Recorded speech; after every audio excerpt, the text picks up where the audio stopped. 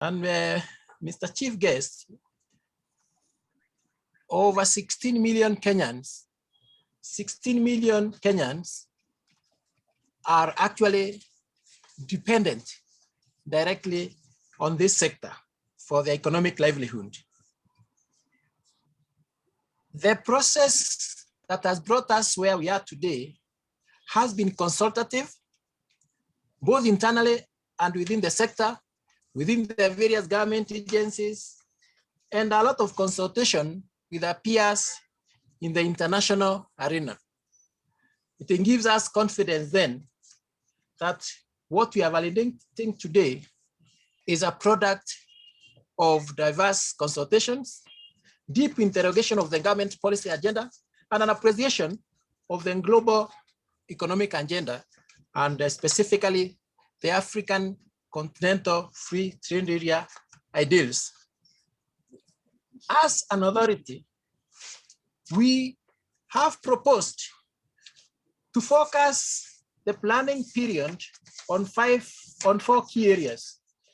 And allow me, Mr. Chief Guest, to just mention that these four key areas are meant to address the areas of discomfort, or what I would call pain areas, for the micro and small entrepreneurs in the country. And this becomes even more relevant, especially during this COVID-19 period that we are struggling with. We are setting out to promote the micro and small enterprises across the country by coming up with a conducive operating environment for MSEs and ease their route and access to the market. The strategic plan also envisages a strong focus on the development of micro and small entrepreneurs.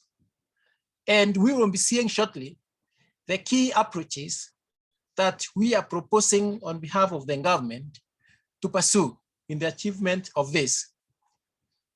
Our chief guest, we are also focusing on the regulation of the sector. Debate has been out there as to why the micro and small entrepreneurs, especially in the developing countries, are largely averse to formalization. But our focus will be not just the single pursuit of regulation, but creating appropriate incentives that will enable the micro and small entrepreneurs to assist us in being able not only to know what they do, where they are, but to be able to appreciate their various sectoral, individual, and collective needs that the government needs to focus on from a policy and implementation perspective. Our chief guest, finally, the fourth pillar of the strategic plan that we are proposing is on building institutional capacity, especially within the institution and within the structures that will enable us to actualize this plan. Allow me, Mr. Chief Guest, not to dwell so much on the content of this document because that is coming next, but I just want to appreciate really the great work done by the United Nations Department for Economic and Social Affairs towards providing the necessary human, financial, and technical resources that are required for this, and also to appreciate in particular the strategic leadership provided by our Cabinet Secretary, Madam Betty Maina, towards this, not to mention the leadership of the board led by the chairman and the sector leaders that have played their part in enabling us as a management and staff to come up with this. Thank you very much. Those will be my brief remarks to allow me then to move to the next stage in the interest of time and to invite, with a lot of respect, Mr. Charles Waithaka, who is the chairman of the Micro and Small Enterprises Board of Directors, to make his remarks, and thereafter invite the Chief of National Strategies and Capacity Building Branch of the United Nations Division for Sustainable Development Goals, Mr. Amason Sibanda. Mr. Waithaka is a distinguished entrepreneur. He's a business leader in his own right. He has provided leadership in this particular authority for the past about 6 years. And I would say that he's one of the thought leaders if we are to pursue and accomplish the agenda of the micro and small enterprises in the country, and I would dare say in the region. Mr. Withaka, please, it is your turn. Thank you. Thank you. Thank you very much, Director General. Everybody, you can hear me? Thank you.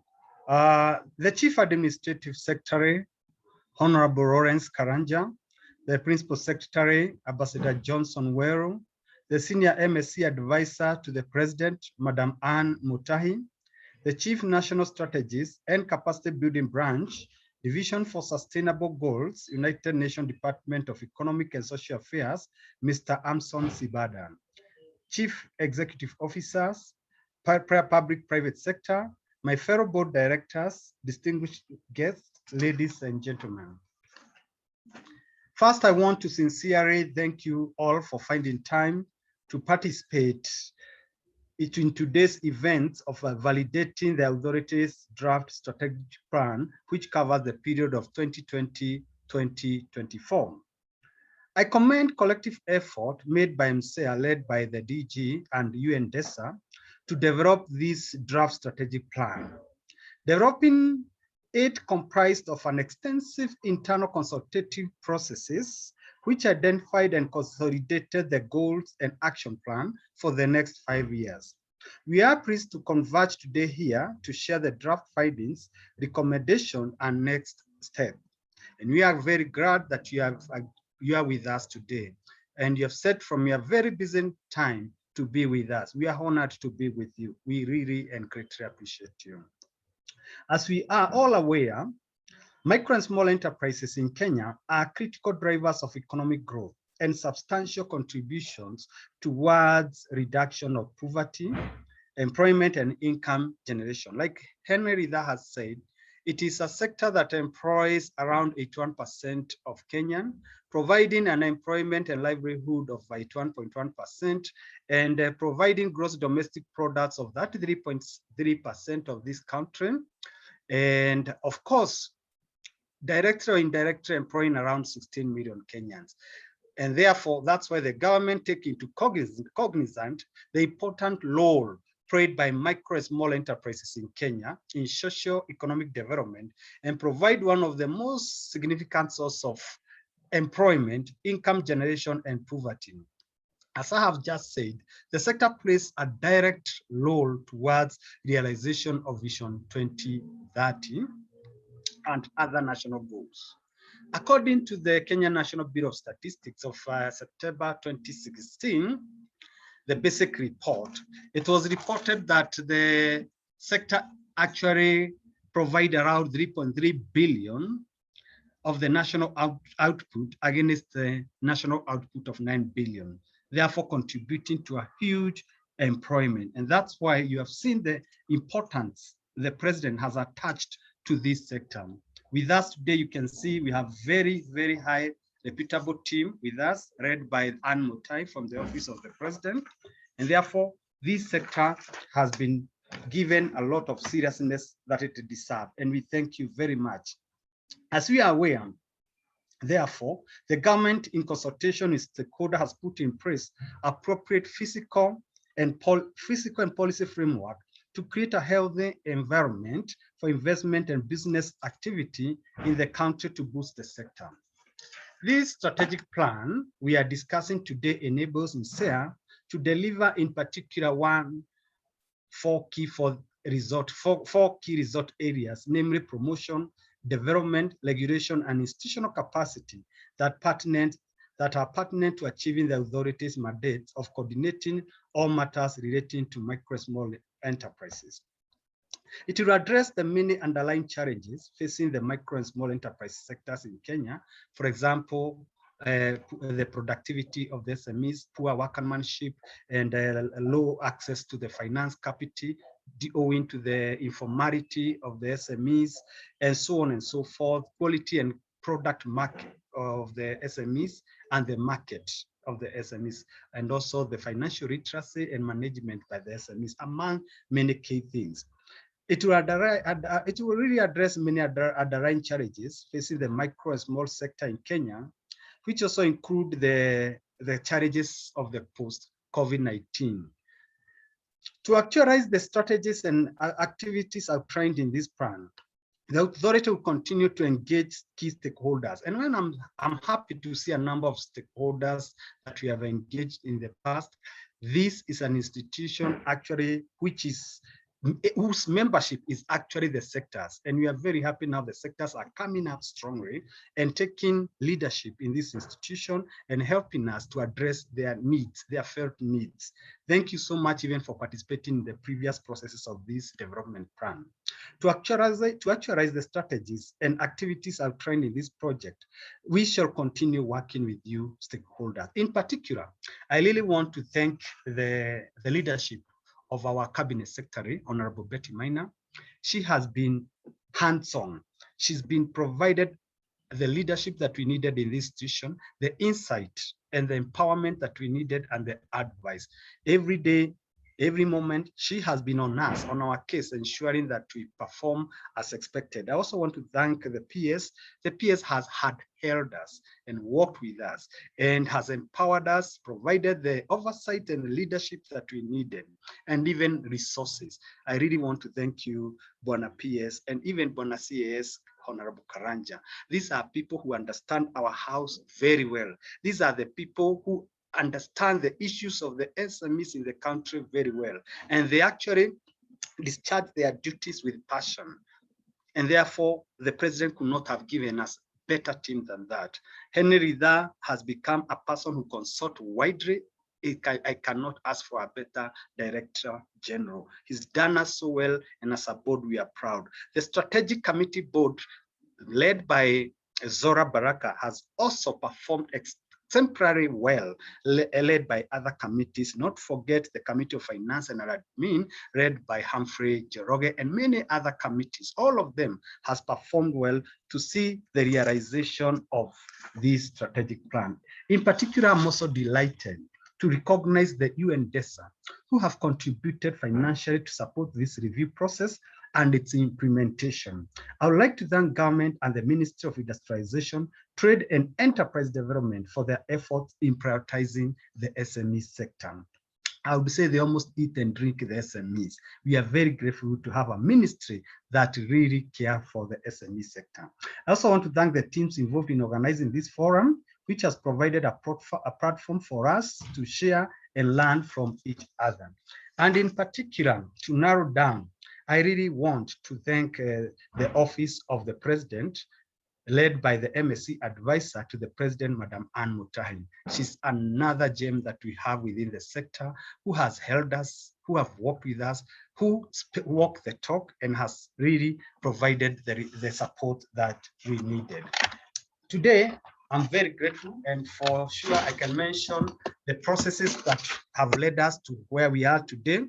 The process of coming up with strategic plan was guided by the guidelines provided by the Ministry of Public Service. And I would also dare say it was guided by our ministry, our parent ministry. The foreign roadmap were taken to ensure that we are here today. First, we formed a constitution of a technical working group led by the committee of the strategic committee. The second thing, we engaged a consultant and a facilitator from UNDESA to support in development of the plan. The third thing we did with the consultants and the technical committee, management developed a draft strategic plan. And development. We have also held a session to brief the strategic board committee on the progress, and they have given their input. We held a retreat with the board at Naivasha to deliberate on the strategic plan, and we got their input. And I want to say the input that we got in that strategic plan from the board, from the sectors, are really good, because these are the felt needs, because some of these board members are actually entrepreneurs and sector leaders that provided us a lot of insight. I want to say that my board is led by sector leaders who actually understand the issues of the SMEs at hand. People like Anthony Kwache, people like Karoba, these are people who have practiced entrepreneurship they've lived by 8, and they have offered leadership. Therefore, this board is endowed with a lot of resource and capacity when it comes to addressing the issues of the SMEs. Therefore, draft 2 strategic plan was drafted, and we are currently engaging stakeholders to give their input on the strategic plan. This is what we said in last board meeting, and I want to thank the management that they have actually done what we told them. We told them we would want to have a validation workshop, and since now we cannot be able to do a workshop because of COVID-19, we asked them to invite as many stakeholders as possible, and we are grateful that we have you today with us. Thank you very much. We shall continue engaging you as we move on. Therefore, again, on issue of UNDESA has really helped us. And I want to mention that we've been operating with a strategic plan of 2013 and 2017. This is the strategic plan we've been operating under 2013, 2017, up to 2017. Then after that, on 2018, all the way we've been operating under the business plan. This is because, of course, there's a time the MSEA was put under merger. And therefore, when the merger was lifted, the board agreed to come up with a business plan of 2019-2020, which was used during the financial 2021. The authority started the process of developing the second generation of the strategic plan in the year 2020 by engaging the UNDESA. And we want to thank you, UNDESA. You've really worked with us. I want to mention a few things that the previous strategic plan achieved, that is of 2013 and 2017, so that we're able to look forward where we are going. Strategic plan is about the journey. It's about where we are starting from and where we are heading. Therefore, the following are some of few milestones I will mention, and for the benefit of time, I'll just mention a few. We enhance the institutional capacity through recruitment of staff and development of policies. That's why now we have RIDA. This institution had 0 staff. This institution depended on the deployed staff from the ministry. Right now, after operationalization and institutionalization of this institution, it is standing. We collaborated with the county governments and donor agencies. That's why we have the UNDESA with us, World Bank, and other institutions on board. We developed draft MSc worksite management and association legislation and regulation. I'm sure you've not had conflict in worksite. This is because we developed worksite regulation that have regulated the worksites and how they operate. We developed the national MSc coordination strategy and facilitated around 10,000 MSc access market through ASK shows. We have always had the ASK show, and we have also facilitated 2,768 MSc access to East African market. These are trade fair, we call them East African Guvukazi, that have been held in rotational in our EAC, East African countries. Right now, they have been renamed from East African Guvukazi to East African Trade Fair. Our people have exhibited their products there, and as a result have engaged a contractual arrangement with our neighbors. I can happily report that things like maize thrashers, things like chaff cutters, and many other things that have been done by our Juakali sector are finding their way right now in Rwanda, right now in Congo, and we are very happy. You just need to go to Karioko and see how many trucks are there picking our boots and our shoes to Rwanda and to Southern Sudan. This is because we have provided the common user facilities to improve the standard of our SMEs product, and we have empowered our people to produce quality that meet the market. The gender mainstreaming has been done, and I want to thank Madam Zola. She's been doing well. She's the one who represents the youth alongside represent the women, alongside Billy Baltazar, director who represents the youth. We initiated of staff to counties to improve the service delivery. I want to say right now, we have actually operating in 47 counties. We have opened 21 offices that are able to serve 47 counties. And we have mobilized resources from donor World Bank amounting to 2.5 billion. Under the Kenya Youth Employability Opportunity, we offered short training and entrepreneurial management to 14,833 MSCs And we refurbished and operationalized Constituency Industrial Development Center in Kenya that were white elephant and that were embarrassment to state. Today they are operationalized and today they are functional, empowering and improving the skill and productivity of our MSCs. We initiated review session of paper 2 of 205 on development of MSC for wealth and employment creation. However, there are challenges that we faced. First of all, operating under a business plan was a challenge. We were operating without a strategic plan, owing to the fact that the institution have been put under merger. And therefore we limped. We couldn't perform as expected. It's very hard to perform under business plan or under merger. Therefore, we faced the challenge of grabbing of MSC worksite and land. We are routinely working hard to fight the cartels that are grabbing our land, and we have recovered almost 80% of our grabbed land. We have inadequate access and affordability of financial resources by MSCs. We now working very hard to institutionalize the MSC fund so that we have custom-made SME fund that is able to respond and to finance the SMEs with their informality and with being customized to address to their needs. Therefore, that fund is coming for you SMEs, and we are very sure we are in a tail end in actualizing that fund. And we worked so hard to get where we are today. We lack relevant data on MSCs. We are now operationalizing the office of the registrar so that we are able to map our people, our clients, and understand our clientele needs.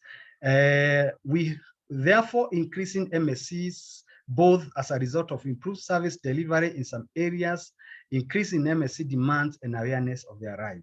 And therefore, to mention few, that is where we are. And I've just given you the genesis to understand where we are coming from, that through this joint between MSEA, Ministry of Industrialization, and MSEA stakeholders, both internal and external, and particularly UNDESA, we are proud to say today, we are actually discussing a very important document, which is strategic plan for 2020 to 2024, which will have a focus highlights. And I have mentioned to you about the processes that we took. And basically, I would say the quality of this has been ascertained by UNDESA itself, the quality of the strategic plan. And now we are in the process of coming up with the implementation framework, still at partnering with UNDESA. UNDESA is not leaving us anytime soon. In terms of implementation framework, as a chairman, I want to mention that we have broken implementation framework annually and yearly. We shall use balanced scorecard for the purpose of tracking performance. In that one, I'm saying we're also going to use the government. We are going to mirror the government's performance tracking systems. And more to that, we're also going to operationalize and computerize our monitoring tools. We shall use the performance contracting for the reporting. We have already developed tools for effective monitoring. We have customized government tools for informing and reporting performance. We shall prepare performance contract between the PS and the board, our parent ministry. We shall prepare our performance contract between the board and the DG, and between the DG shall prepare his performance between the DG and the directors and the head of departments. The performance we learn will then be cascaded to individual staff for action plan. And we are saying individual staff for action plans. The output, as stated in strategic plans, performance indicators and appropriate targets are achieved and reported. Therefore, we shall have performance indicators, monitoring tool to report and to track. The organization will be more responsive to issues of MSC in the country. The UNDESA will also assist us in the first year of implementation of framework. I need to mention that they are not leaving us. They will help us in the first year of implementation of the framework. Then MSEA would have to build capacity to be able to do it in other subsequent years. Therefore, with that few remarks, for the interest of time, I want to thank you very much for being with us and for listening to that lengthy talk by the chairman. Thank you very much. It is the passion that I hold for this sector, and I believe like now I'll take it back to it's now my honor and pleasure to invite Mr. Amson Sibada to take us through, to give us few brief remarks, then back to the Director General, who shall now invite Ann Mutahi, the Senior Advisor to the President of Kenya on MSc development. Thank you. Thanks, Charles, for those wonderful remarks. I think from the outset, I would like to say DESA will not leave you. We'll try to partner with you and walk along with you until you achieve the dreams that you have set for yourself and for Kenya. Mr. Henry Ritha, Director General of Micro and Small Enterprise Authority. Mr. Charles Waithaka, Chairperson, Board of the Micro and Small Enterprises Authority. Madam N. Mutahi, Senior Advisor to the President on MSME Development. His Excellency Ambassador Johnson Weru, Principal Secretary, Minister of Industrialization, Trade, Enterprise Development. Mr. Lawrence Karanja, Chief Administrative Secretary, Minister of Industrialization, Trade, and Enterprise Development. Distinguished guests, ladies and gentlemen, I'm very pleased to join you today at this validation forum for the Kenya Micro and Small Enterprises Authority Plan 2020 to 2024. First of all, please allow me to start by thanking the presence of the senior officials and distinguished guests on this important event. Your presence demonstrates the high-level commitment to the critical issue of expanding contributions of micro, small, and medium-sized enterprises to achieving the 2030 Agenda for Sustainable Development in Kenya. The challenges posed by the COVID-19 pandemic have also underscored the important role that these enterprises play as job creators and sources of livelihoods.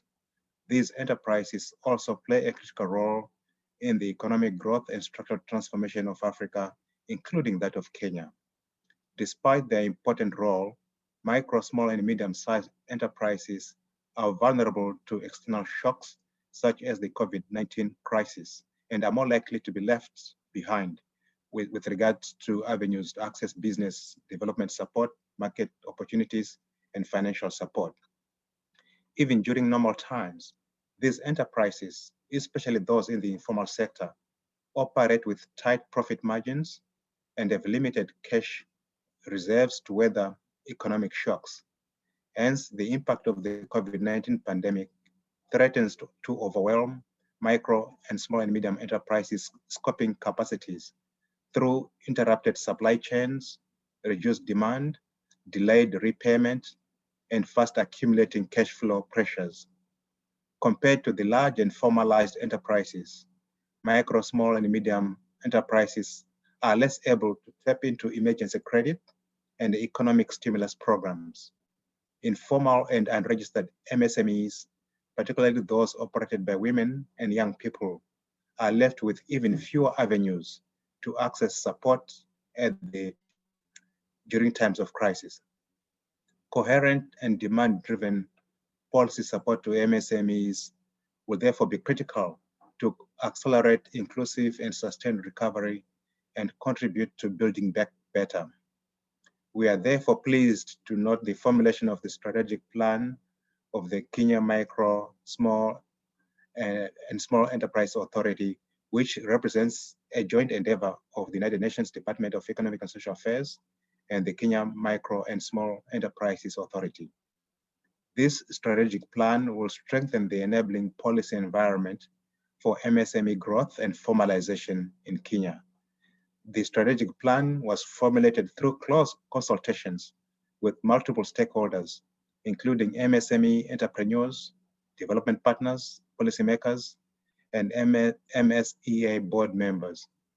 It has taken into account global and national sustainable development visions, especially the 2030 Agenda and its Sustainable Development Goals, AU Agenda 2063, the Kenya Vision 2030, and the Big Four Agenda.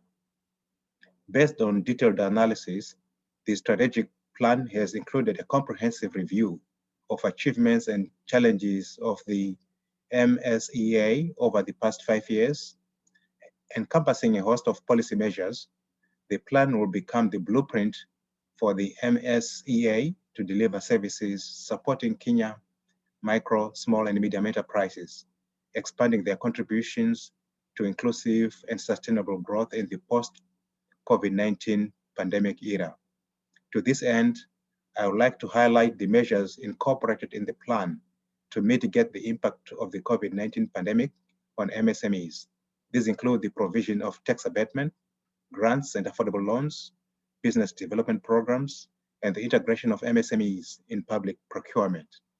These measures will be critical to uphold the business continuity and resilience of MSMEs in the immediate and long term, contributing to Kenya's pandemic recovery efforts.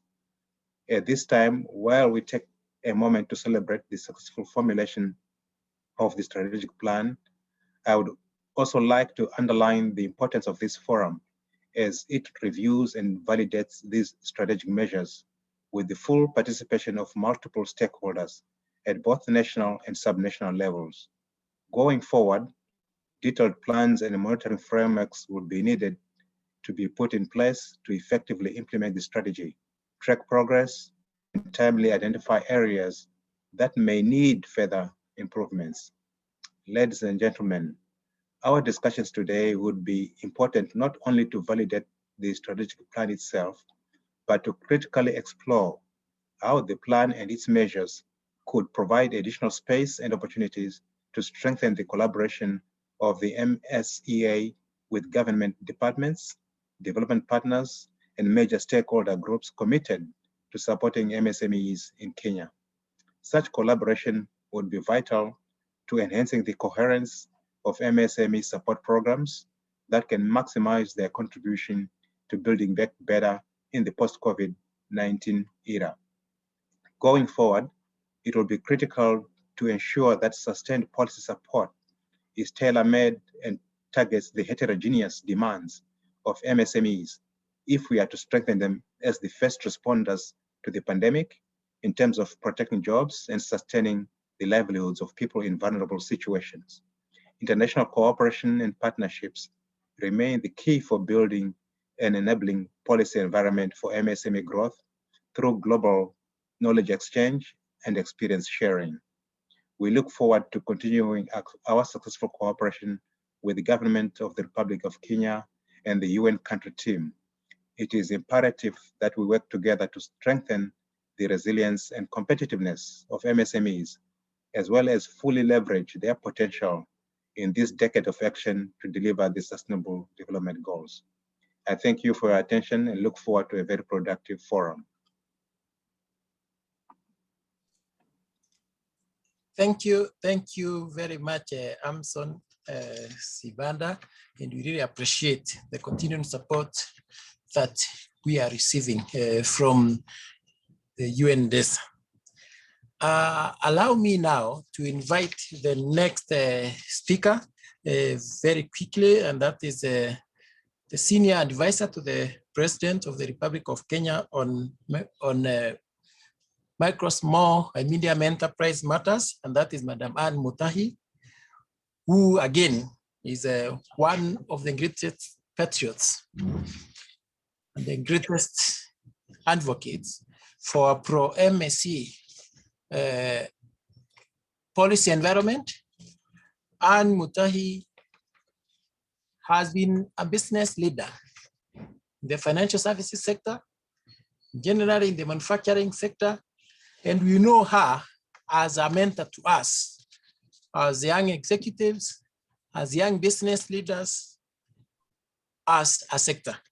So allow me, please, to humbly welcome Madam Anne Mutahi to make her brief remarks and kindly invite our chief guest to make his keynote address as we open this forum. Thank you. Thank you very much, Henry Ritha, for your very kind remarks. And I want to begin by recognizing your stewardship of MSEA And also want to recognize the chair of MSEA, Mr. Charles Waithaka, Mr. Amson Simbanda, who made extremely good comments, and thank you for your support. And indeed, all the other speakers who are present today. MSEA is a great authority in that it has taken its place as a steward and as an overseer of all microfinance activities.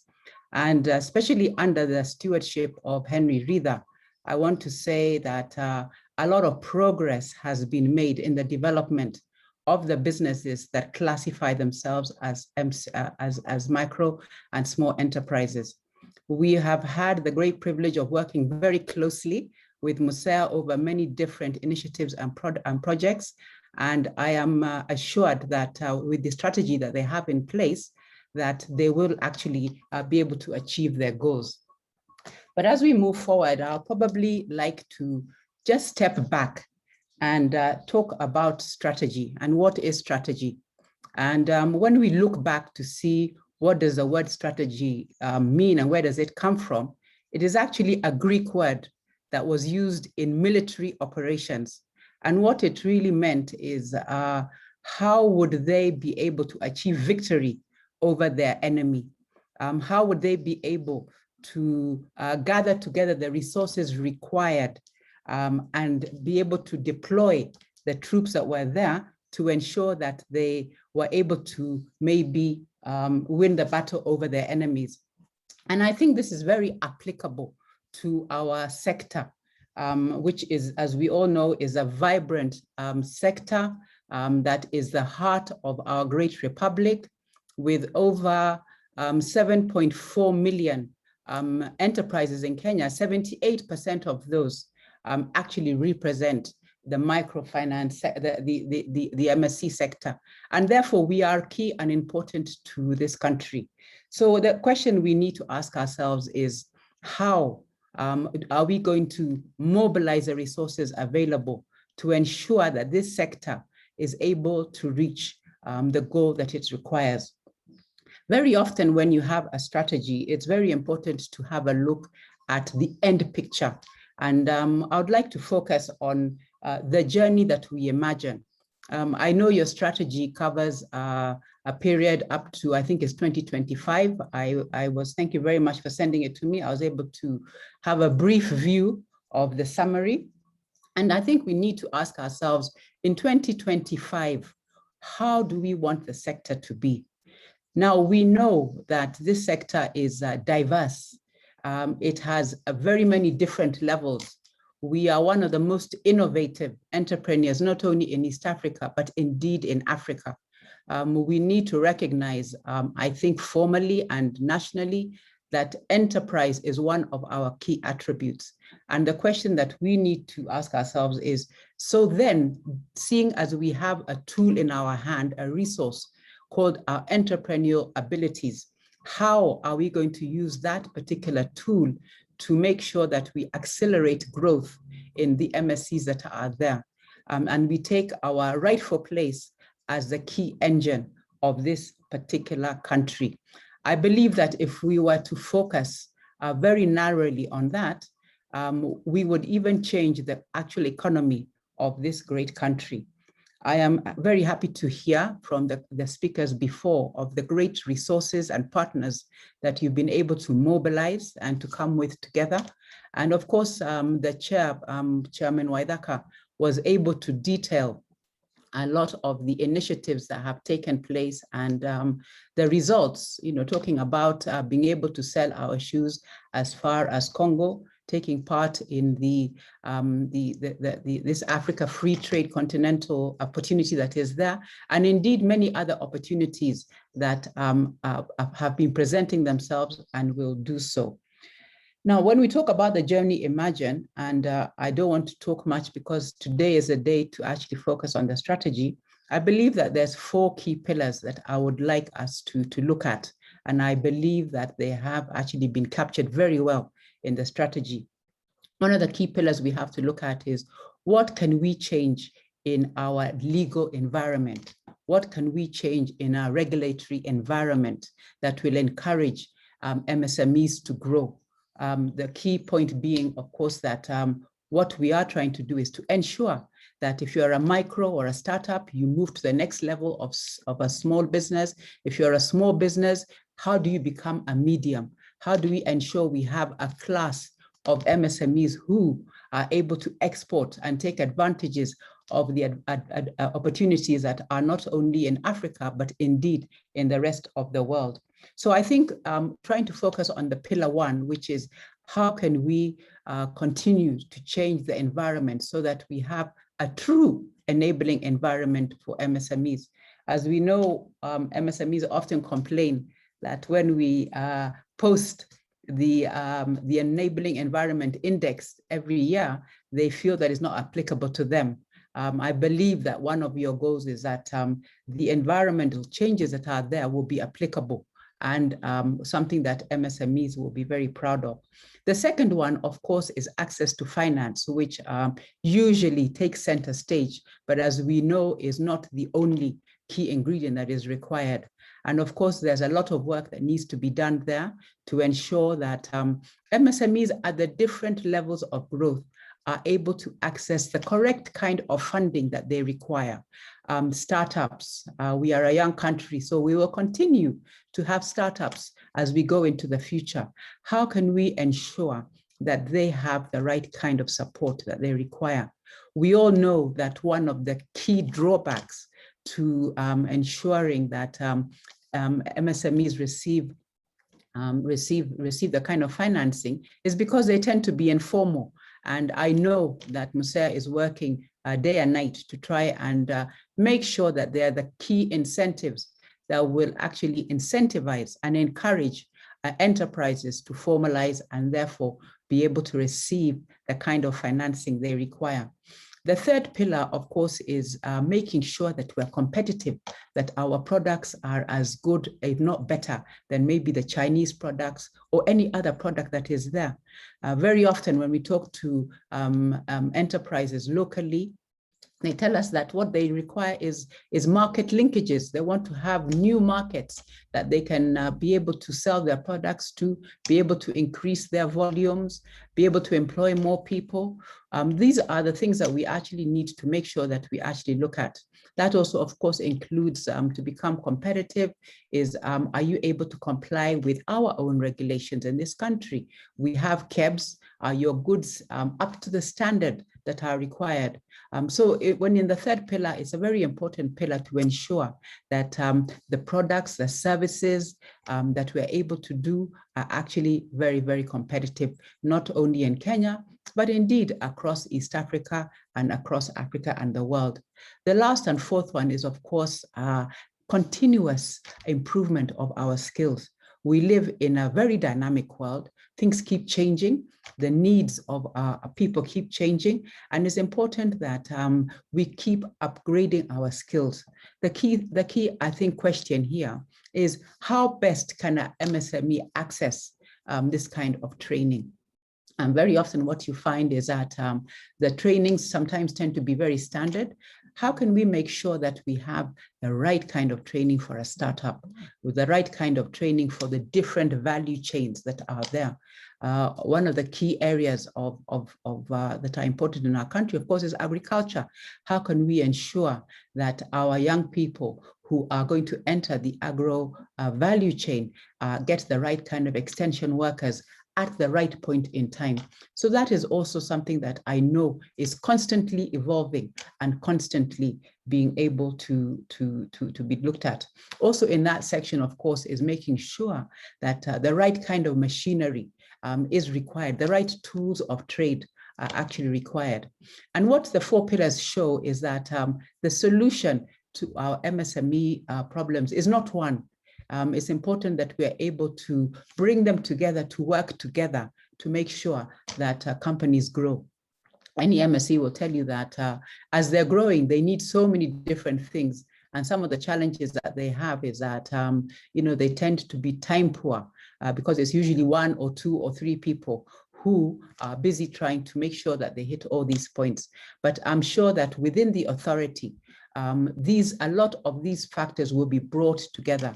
And I really want to commend the authority for taking on this I think, elephant task of making sure that they coordinate all these different activities. I am also very pleased and congratulate the authority on the steps that you've taken to actualize all the key tenets that had been put into the authority and indeed into the MSE bill. The fact that you've now got a tribunal that is up and running, I think that is something that we need to celebrate and to congratulate you for. The fact that now a registration and a registrar is in place to make sure that the business associations, where many of our MSMEs operate under, is actually registered and helps to grow and to formalize, I think is a great milestone. So I think with those remarks, I just want to congratulate you on this great strategy that you have, and the fact that you've also done a lot of work internally, building your capacity to make sure that you take your rightful role as the key driver of all MSME activities. So I think with those few remarks, I want to thank you for listening, and I'll take this opportunity to invite with great honor, Honorable Lawrence Karanja, who is the Chief Administrative Secretary in the Ministry of Industry, Trade and Enterprise. I want to also just applaud the great efforts that Honorable Karanja has made in this industry. I know that all of us in the sector have felt his energy in this sector since he came on board, and we want to continue thanking you for the passion that you have for this particular industry.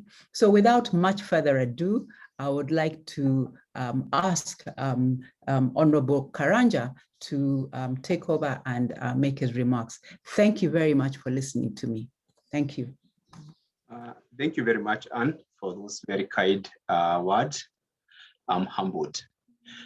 Before I make my presentation, I know the PS was in another meeting, Ambassador Johnson Wero, and I can see he has joined us. I think maybe PS Wero, you can make your brief remarks before I give my final speech.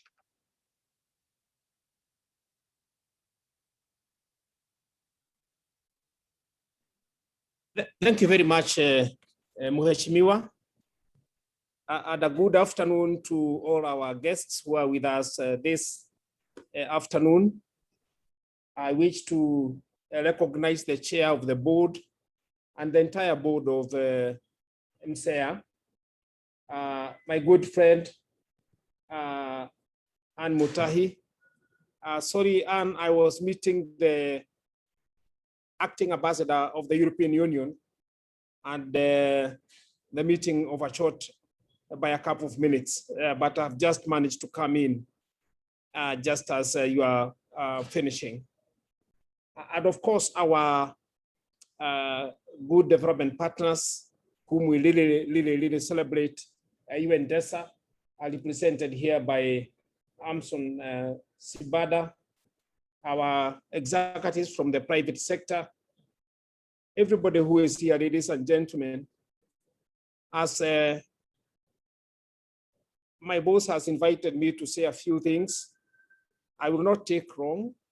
I will just start by congratulating MSEA for developing this strategic plan.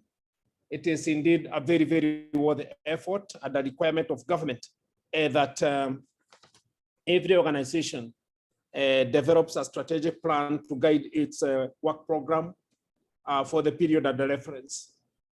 Let me also indicate, Mheshimiwa and the members present today, that the framework so developed by MSEA is indeed consistent with what we have required of them, both in terms of our national and the global contexts of promotion of small and medium enterprises.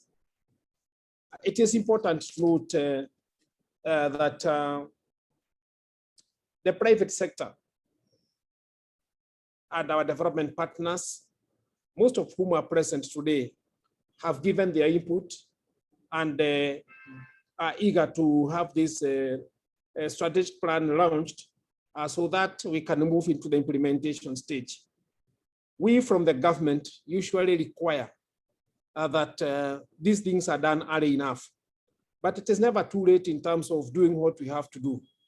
And therefore, on our part, we'll be ready to support the board and its leadership in terms of making a huge step of implementing those things that have not or have been held back by the absence of a formally commissioned strategic plan.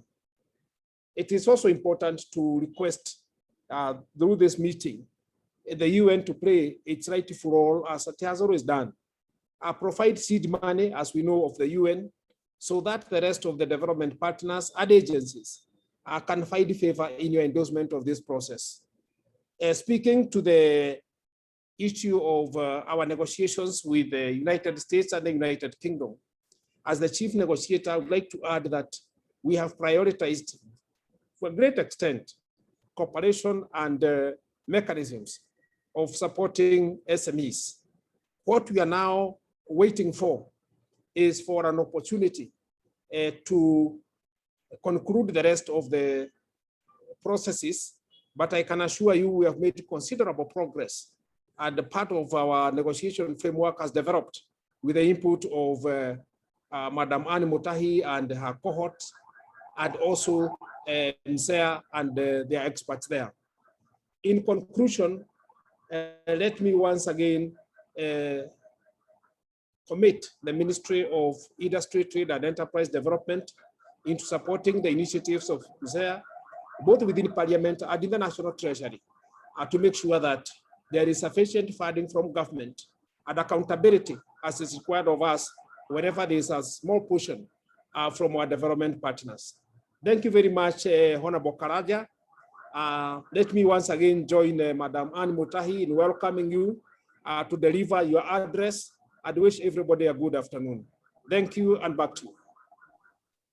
Thank you very much, P.S. Wero, our Principal Secretary, State Department of Trade and Enterprise Development, the advisor to the Executive Office of the President of MSC, Madam Anne Mutahi, the Chairman, Micro and Small Enterprise Authority Board, Mr. Waithaka and your board, the Director General of the Micro and Small Enterprise Authority, Mr. Henry Ritha, the representatives of our development partners led by Mr. Amson Sibanda, the entrepreneurs present, ladies and gentlemen. It is my pleasure to join you this afternoon during the launch or official opening of this validation workshop for the MSEA 2020-2024 strategic plan. I know this was supposed to have been done sometimes last year, and we have always been ready, but we are living in extraordinary times. And for that reason, we kept changing it, the date, hoping that the situation would be better and we would all meet physically and celebrate the launch of this strategic plan. However, we are here today and we decided we are going to proceed with it virtually because that is the new normal, and we can't stop everything because of COVID. We still have to live and to move on. This validation workshop is very important, is a very important stage in the process of formulating the Micro and Small Enterprise Authority second generation strategic plan.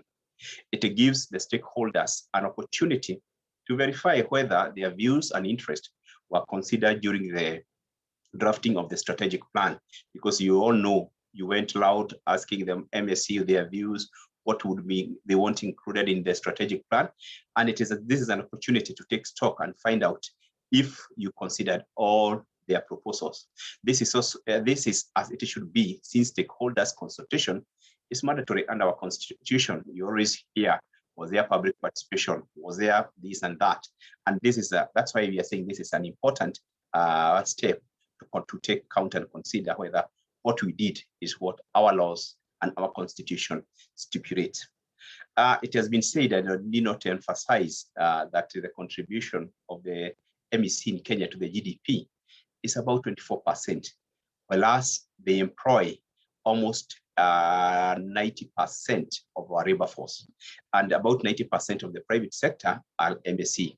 Therefore, it is a very important sector in providing job and income opportunities for especially for economically excluded segments of the population, including youth, women, persons with disabilities, and low-skilled persons who experience disproportionately high level of unemployment, and this is the place where they go to seek employment. Therefore, development of this sector is central to the realization of the Kenya National Development Goals as anchored in the Vision 2030 and the Big Four agenda. This strategic plan 2020-24 provides a roadmap for Micro and Small Enterprise Authority as an institution to play its role in development of the MSE. This validation workshop for the 2020-24 strategic plan is timely as it takes place when the policy framework for the development of the micro and small enterprise has just been reviewed. As you heard from the CEO, and the strategic, the policy was adopted by Parliament, and it's now session paper number 5 of 2020, which is dealing with the Kenya micro and small enterprises. And it provides a broad policy framework for developing the MSE sector and goals of the ministry in pursuing towards support of the MSE. I'm happy when I looked at your strategic plan, it rhymes very well with the policy. And therefore, that means when the ministry went seeking views of the SMEs on what is needed, and when you went also, as you are developing your strategy, there is great convergence of your strategic plan and MSE policy. The policy identifies several strategic interventions that will go a long way in addressing the challenges facing MSE sector.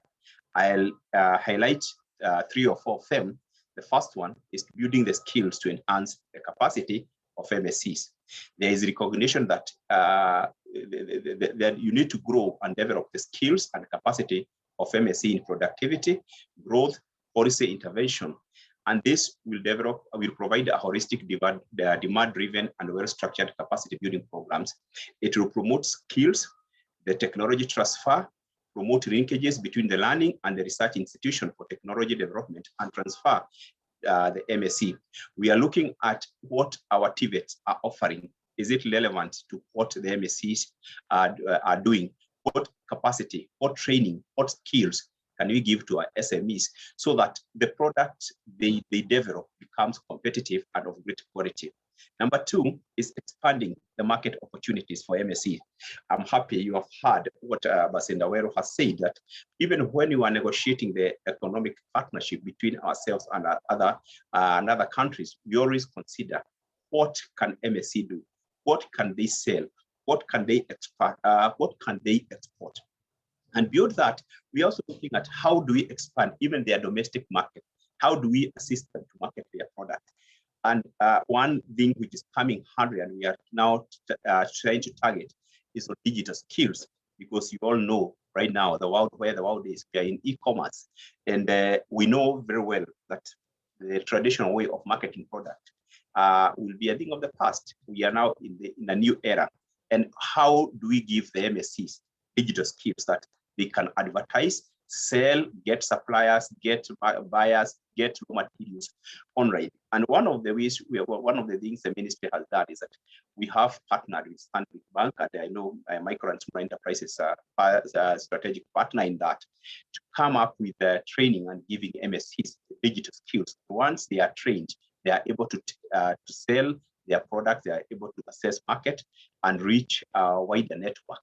That is the wider market. So by expanding the market opportunities for MSCs, we are looking just how to sell, where to sell, and then how to increase the quality of the product. The third one is access to affordable finance. And I believe this is one of the key issues and the responsibilities of the Micro and Small Enterprise Authority. How do we get affordable loans for the micro and small enterprise, micro enterprise? You know very well the major challenge the MSE face is when a person wants to borrow 100,000, 200,000, and for a startup, and then he is asked for collateral. So how do we deal with that? How do we give them the startups without necessity, without all those, without the challenges they face?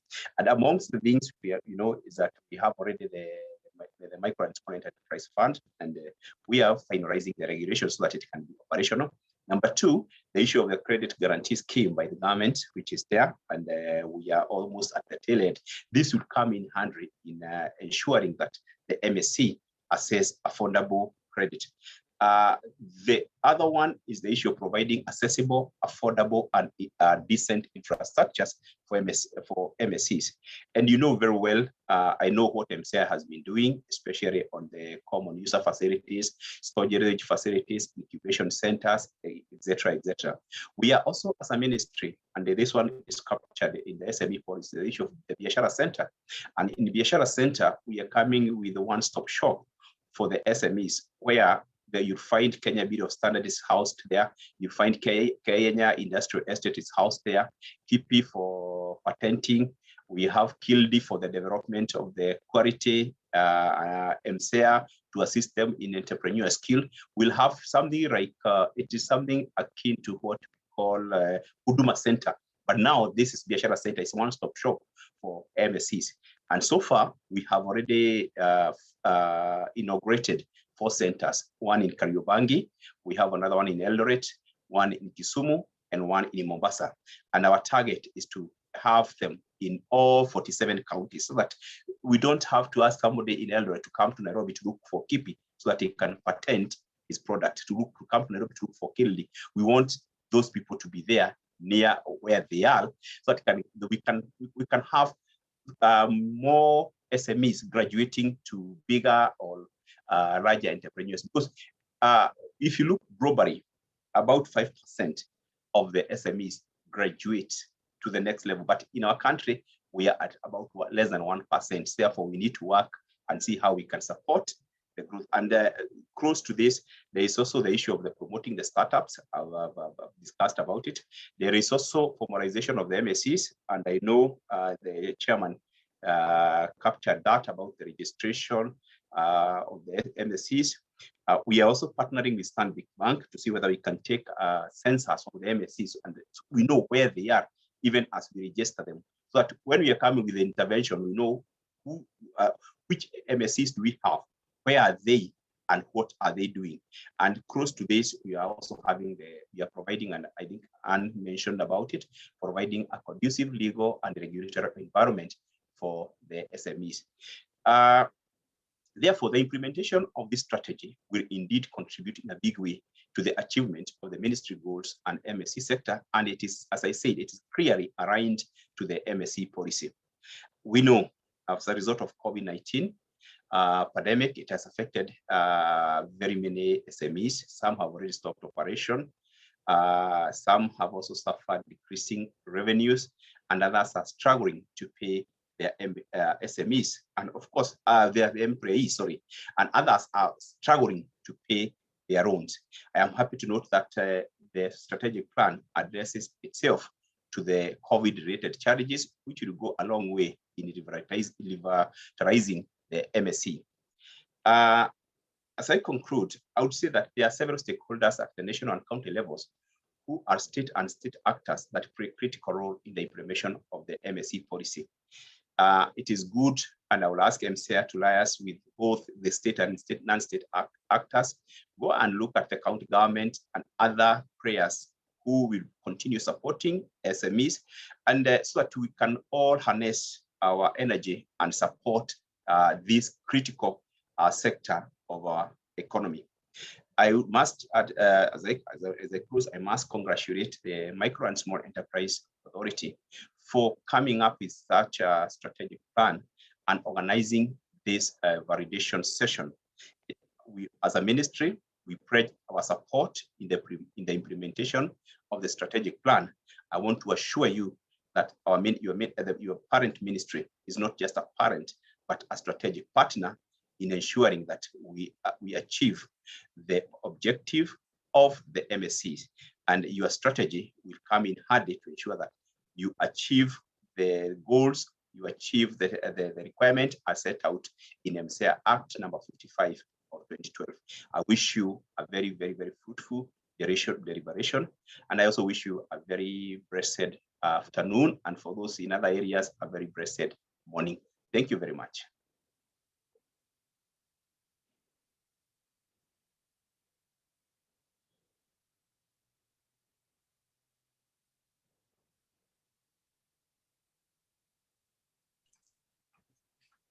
Thank you very much, our chief guest, Honorable Lawrence Karanja, and our Principal Secretary, Ambassador Johnson Weru. Allow me now to move to the next stage so that we may then get into the crux of today's business by inviting the United Nations Department for Economic and Social Affairs consultant, Bwana Malinda, so that he may then take us to the next stage. Mr. Malinda, please.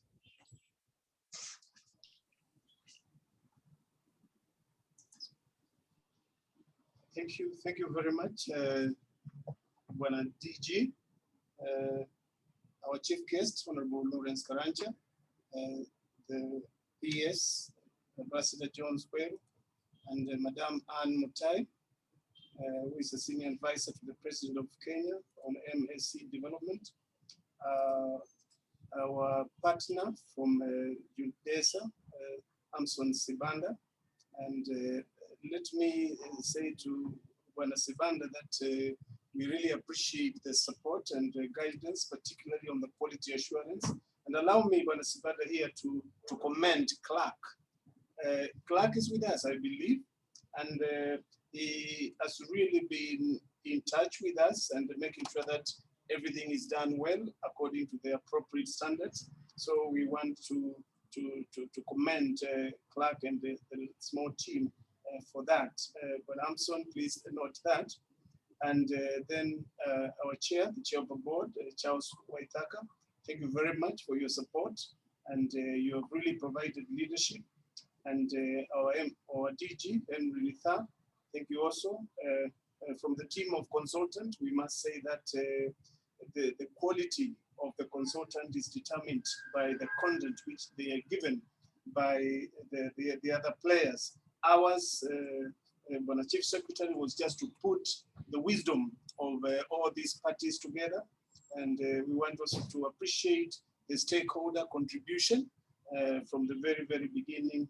And we want to say that so far, the exercise has been well done, and we intend to move and capture all these thoughts and wisdom which has been expressed. But Chief Guest, allow me to request that in the presentation, I avoid anything which has been said so that we are able to beat our time. We don't want anybody to be captured to be caught up with the curfew. I will be very, very straight to the point. And the intention is that we understand the process, and we understand the content, and we understand also the compliance as appropriate to the instructions and guidance from government, and also to check on the quality assurance, and if need be, the logistics and formatting and that kind of thing. Let me say that this is a joint effort between or amongst the Micro and Small Enterprise Authority, that's MSEA itself, and its esteemed stakeholders, the Ministry of Industrialization, Trade and Enterprise. We've been consulting, and even at some point, as a consultants, have to engage officers. So we are properly guided by our ministry, and as the CEO said, it's not just a mother or a parent ministry, but also a partner. We appreciate that, and we'll capture that in the software of the strategic plan. Of course, United Nations Department of Economic and Social Affairs, as I said, people like Clark and the rest have been with us actually even as late as this morning. We're still trying to perfect things. And we want to apologize for making them work those odd hours early in the morning.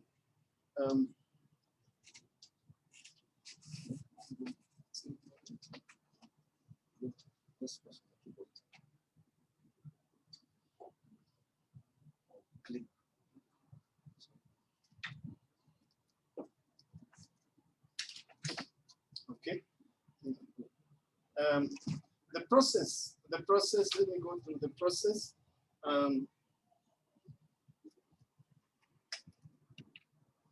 The process, we want to make a presentation of the strategic plan, and we go straight to the infrastructure, I mean to the structure of the strategic plan. And sorry. Okay.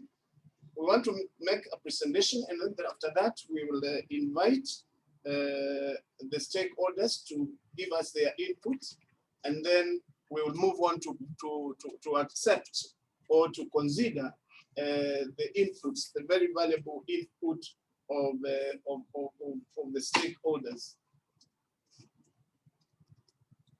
Let me give the background, the structure of the strategic plan. But let me say that as the PS said, there are guidelines for all the public sector organization on how to structure this and what to include in the strategic plan.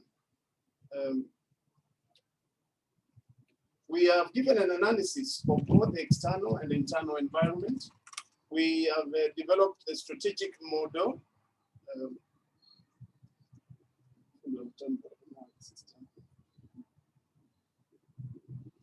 And then we have captured the development agenda, as also stated earlier, the role of MSEA vis-a-vis or in the implementation of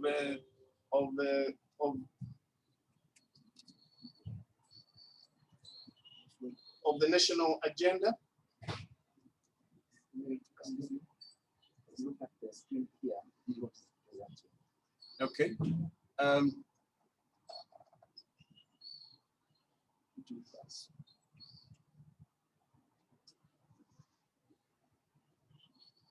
We want to capture that very well, and I think the speakers who have spoken before me have captured and really stated the importance of the role of MSEA in development or in implementation of the strategic agenda. Now, we have captured that very well. And then the chairman put us through the achievement made by MSEA so far, and also the challenges which have been faced by MSEA. That's important. And then after that, we have done an analysis of both the external and the internal environment. We have gone through the policy framework. We've gone through the legal framework to make sure that we are within what is expected of us.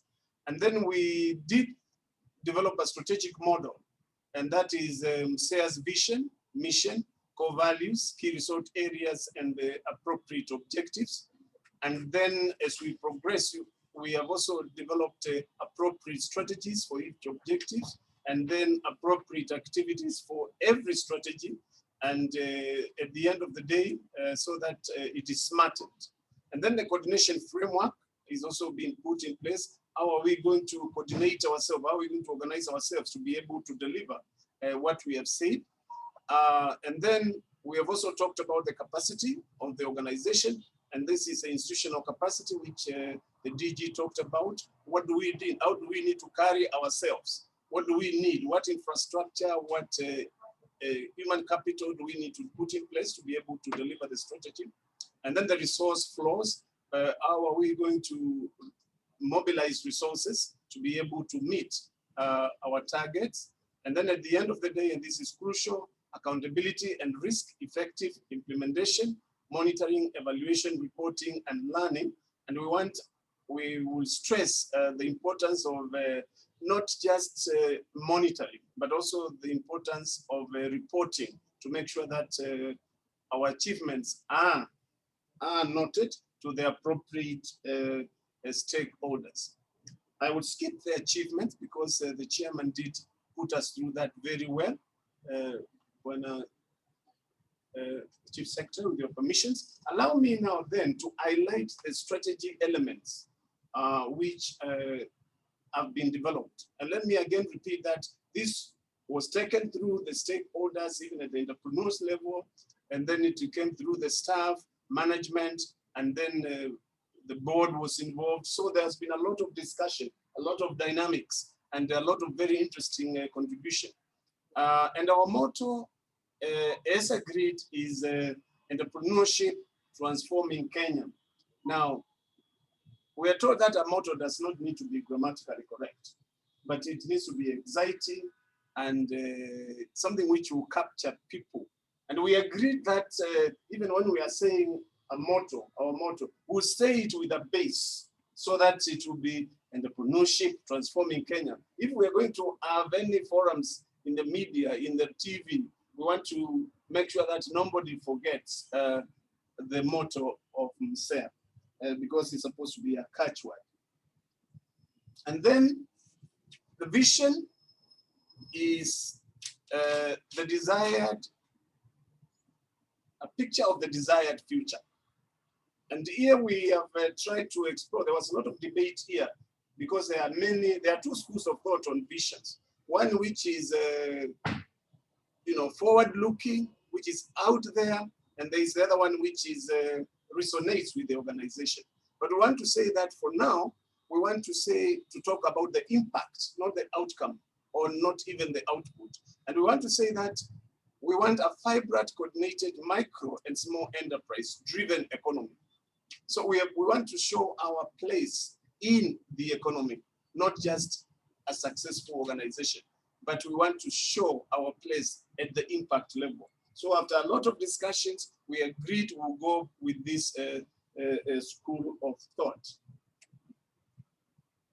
And then with a mission, again,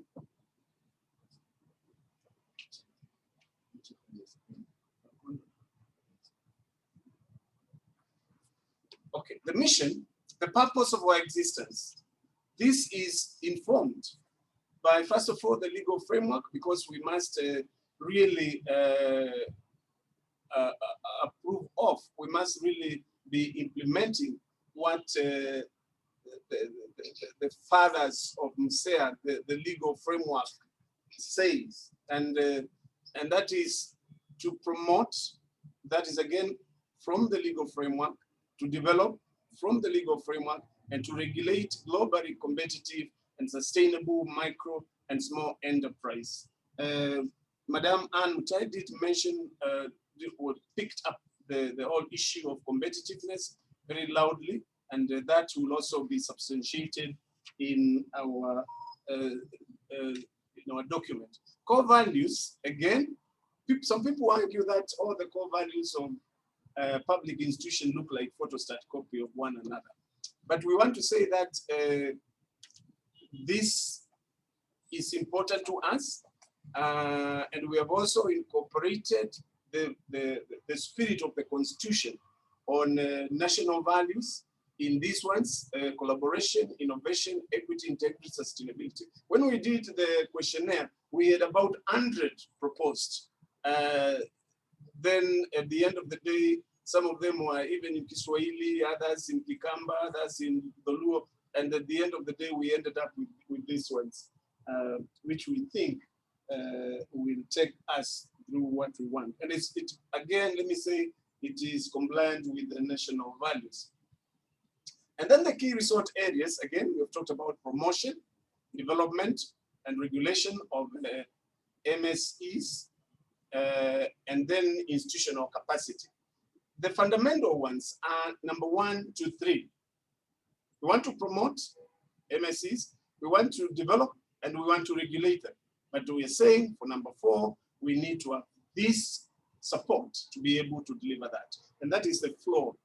And later, as we are going to see in the when we come to the execution of the strategy, we are going to relate this now to the balanced scorecard, so that at the end of the day, we close any gaps in terms of monitoring, evaluation, and even reporting. Our strategic objectives. Let me say that in cases of, for example, public sector, private sector institution, for example, if it was the bank, they would be very scientific in their strategic objectives.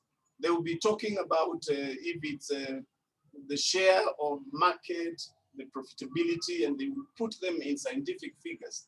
But we took the approach, and this is normally with a lot of public institutions because of the nature of work and the nature of responsibility. We have said we will make our intentions at outcome level. But then when we come to the framework, the implementation framework, we will then smarten them and make them as scientific as possible. And as we're going to explain, that is, it will create a great flow, and the link will be seen. So we want to create conducive operating environment to our entrepreneurs so that they can make progress, to increase MSE market access. And there is where things like competitiveness comes, and allowing them to improve in quality assurance, to provide suitable facilities and adequate funding for MSEs, that is now infrastructure and all that which goes with it.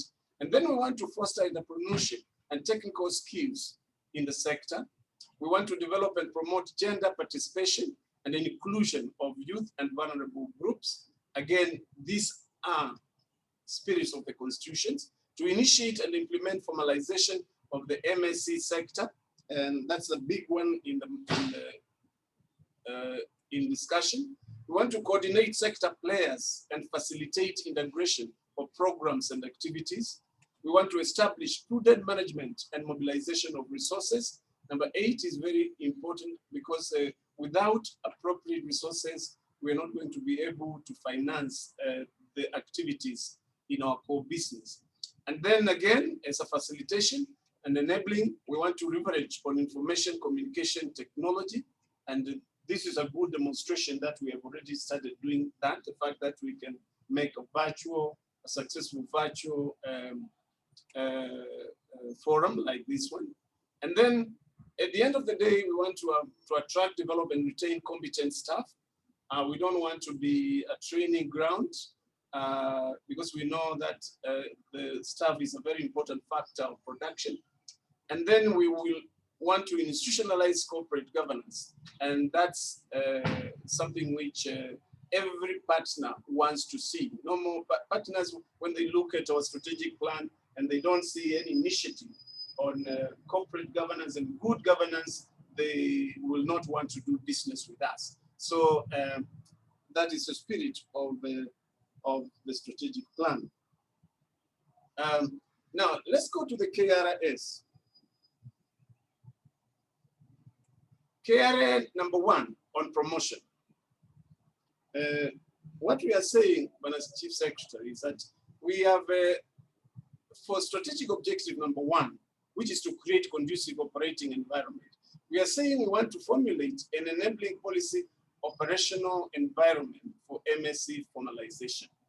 And this is where we will need to look at the legal framework to make sure that it really is supporting on what we want to do. We want to enhance county government collaborations. That's again very important because we want to support devolution as an authority so that we are compliant again with the constitution, and develop partnership with local, regional, and international stakeholders.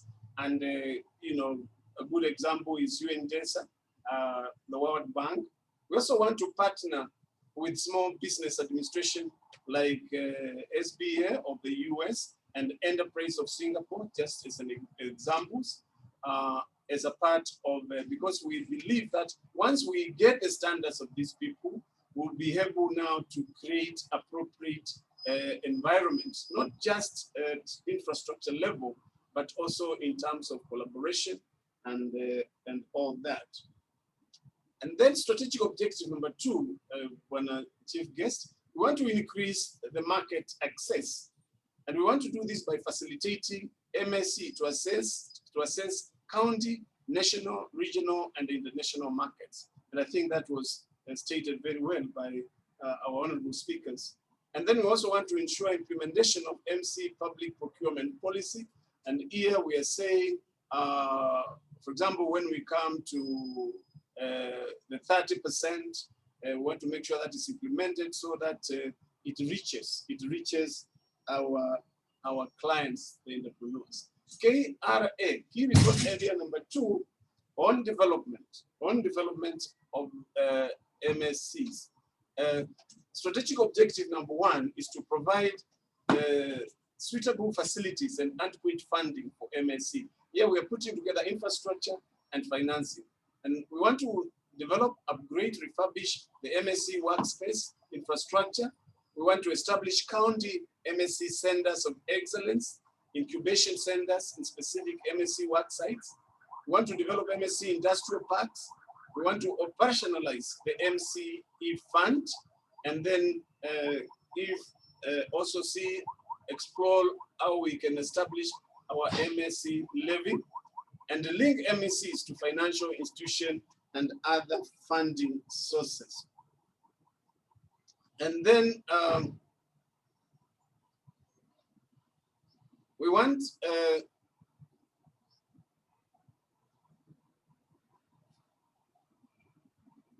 on strategic objective number 2, we want to foster entrepreneurship and technical skills. We want to collaborate with the research, education, and training institution in the development and implementation of technical and entrepreneurship curriculum. A lot of research has been done, actually. If you Google research, even in the universities on matters of MSc, you'll be surprised there's a forest of information and journals have been written. So we want to capture that and tap from that facilities. We want to improve product quality and competitiveness. Again, we talked about that. We want to support value addition in agribusiness, trade, and services, because we know the problem we have been having across the value chain is when we have to sell before we add value as we get a raw deal. And then we want to facilitate technology acquisition, adoption, and adaptation. We want to protect intellectual property rights, and this is why we collaborate with KIPI and organizations like that. We want to promote quality standards and standardization of MC products and services so that they can sell again to create competitiveness. And we want to promote research and development even within the organization itself. Strategic objective number 3 is to develop and promote gender participation and the inclusion of youth and vulnerable groups. We want to mainstream youth, women, and vulnerable groups. We want to mainstream HIV/AIDS and, let me say, anti-HIV/AIDS and COVID-19 initiatives. We want to address issues of social and health concerns. We want to mainstream disability, undertake impact assessment to understand the challenges, demands, and gaps faced by women, youth, led MSCs. There we are. And then on number 3, which is another fundamental key resource area, is on regulation. And there's a lot of conversation about this, is to initiate and implement formalization of the MSC sector. This is a tall order because we say we want to formalize the informal. But we want to do that, operationalize the office of the registrar of MSC association. Once we have appropriate data, appropriate registration, we will be able to know where they are, and then we'll be able to access them. We want to register MSC association and umbrella organization. Again, that helps us knowing our population in terms of appropriate entrepreneurs. We want to review and harmonize laws, rules, and regulations relevant to MSCs so that they become friendly and that they are not very, very rigid. And then we want to explore the cooperative model. This has been there's been a lot of debate on this. And the other day, UDESA hosted a very good and a successful discussion on this. We participated, even under the umbrella of the ministry, our ministry. And this is something, because what we are simply saying is that the cooperative model is formalized to a degree that it is able to assist the stakeholders in that sector. So we want to explore that, and we want to be a part of this great discussion.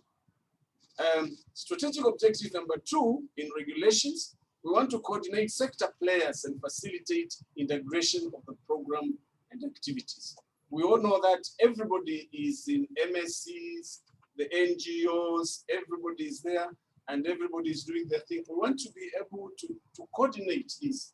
And when it comes to MSEs, there is no better person to coordinate than MSEA. So we want to take up that responsibility so that if there is anything wrong or anything right, we can be responsible as the coordinator. And we want to develop stakeholders monitoring and evaluation framework. And this is about building capacity for them, looking at the sectoral development, and so that we will also be able to know where they can be assisted. We want to check our sessional paper number 2 of 2005 can be reviewed so that development of MSC for wealth and employment creation for poverty reduction. Not because we want to create something new, but we want to make this appropriate and updated to meet the dynamics of the development of the sector. And then last but not least is to be able to do that, we need to develop this institutional capacity. And in number 1, we want to establish prudent management and mobilization of resources. This is a big thing, and we want to develop and implement annual plans, financial annual plans. We want to develop and implement internal control systems so that we have prudent management of funds. And this is a big agenda in the public sector, because once we are not doing that, and then we lose face, then nobody will want to do business with us. And that's a scary affair. When we were discussing this, we came up with this statement of where was the board? Where was the board? And this is now why we want to make sure that we have all these internal controls from the space, and the board is in control. We want to enhance efficiency in utilization of funds so that we can say for every shilling which we get from the government, we get from Treasury, which we get from UDESA, is properly utilized and can be accounted for. And we can prove the fact that it was used not just for that purpose, but also it was maximized. So it's not, we don't want just to be effective, we want to be efficient. We want to implement then monitoring, evaluation, reporting, and learning strategy.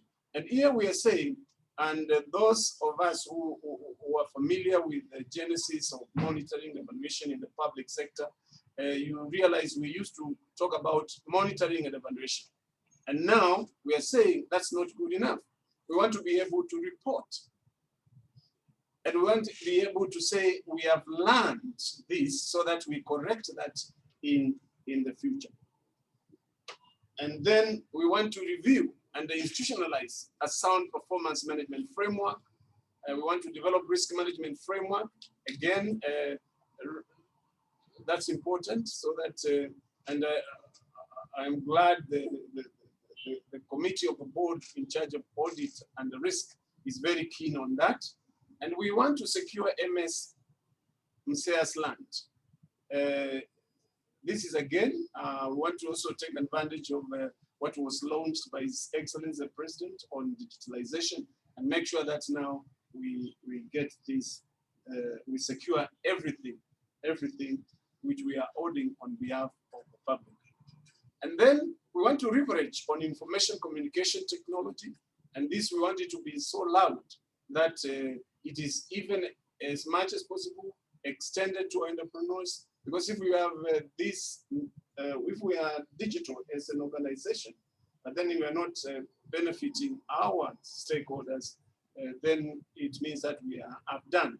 We want also to establish dynamic and sustainable ICT infrastructure and connectivity. And here, it's again within the institution and as much as possible, make sure that our sector benefits from this.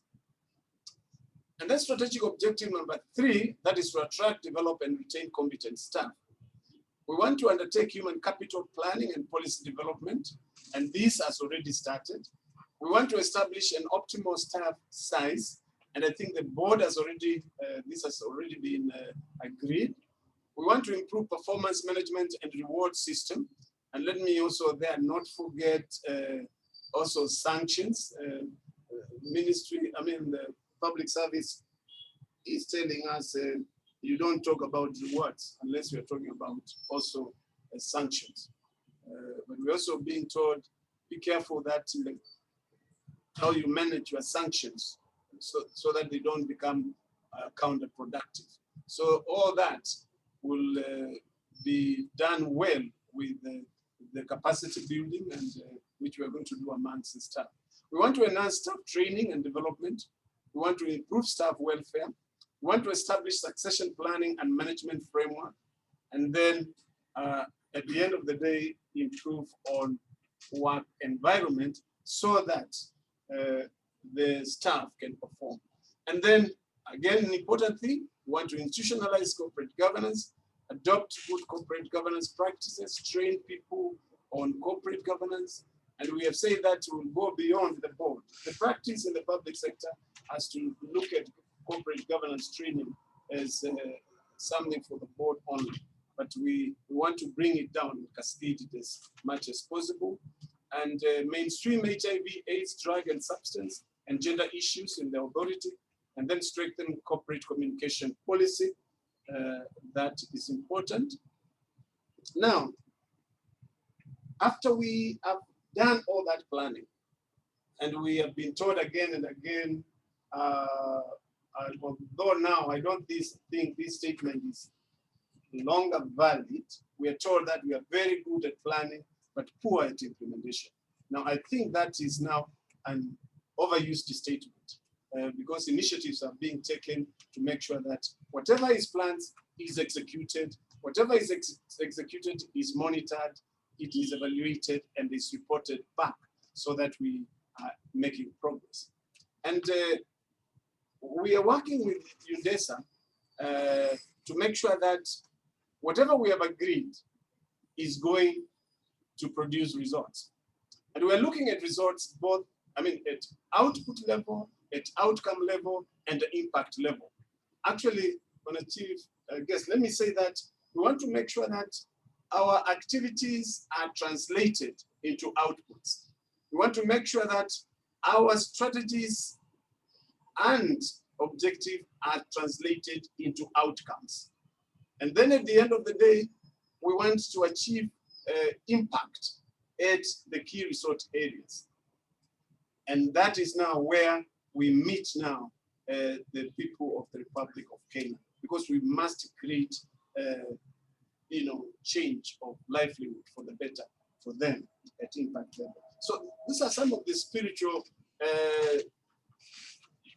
framework which was going around our mind as we put this document in place. And we're going to use in our implementation, we have agreed that we use a combination of balanced scorecard and performance contract. And that this is a combination which works out very well. Although we are told by the performance contract secretariat that actually balanced scorecard, performance contracting is a superior balanced scorecard. It is superior in the sense that it assists us in the public sector. Now, we're going to use a balanced scorecard for tracking, and we're going to use the performance contracting for reporting.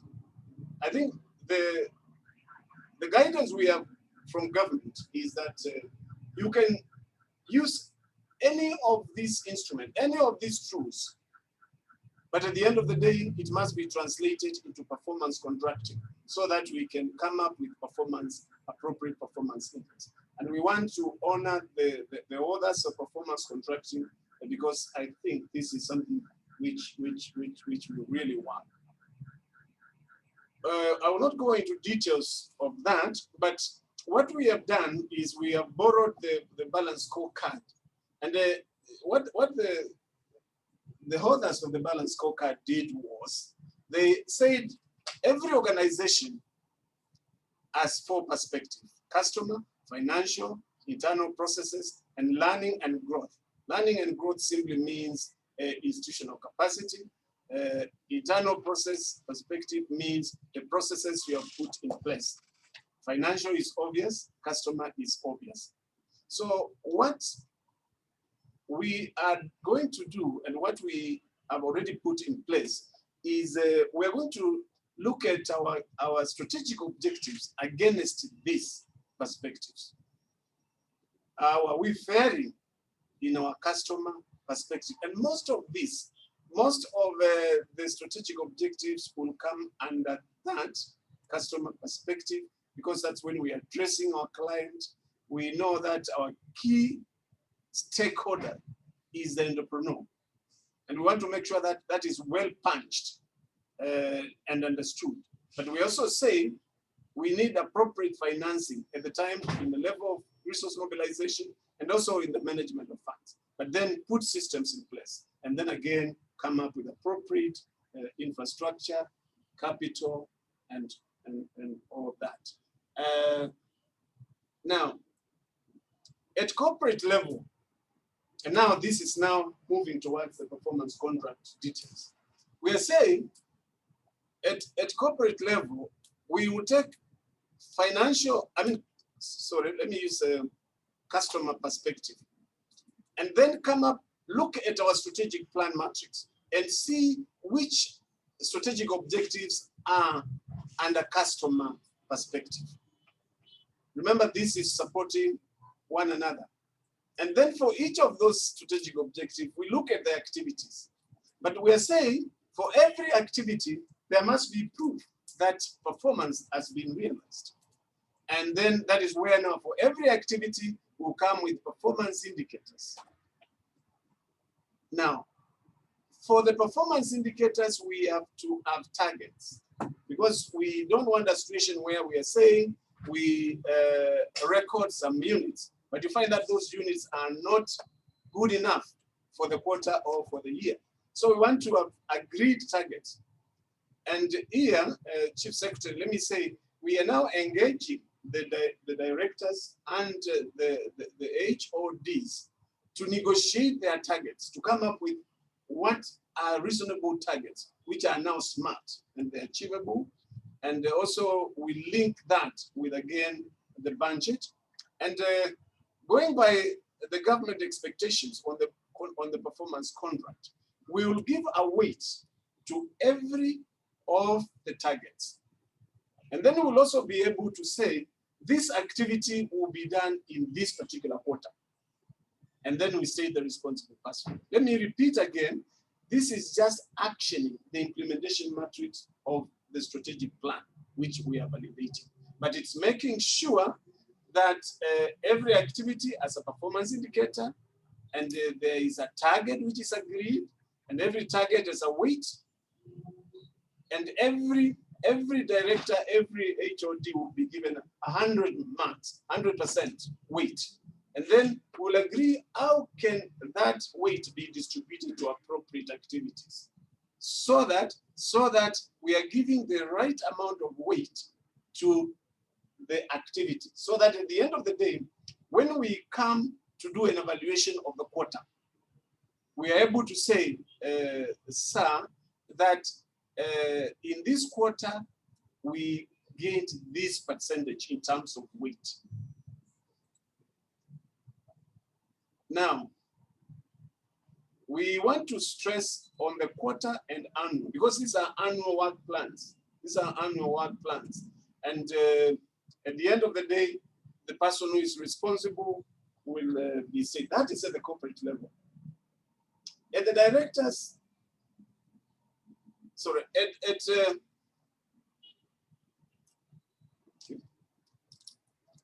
now let me say that at corporate level and DG level, why we are putting that together is that if you look at the performance contracts of the chief executive, it is the same as the organization itself, because the chief, the CEO is the carrier of the vision on behalf of the board.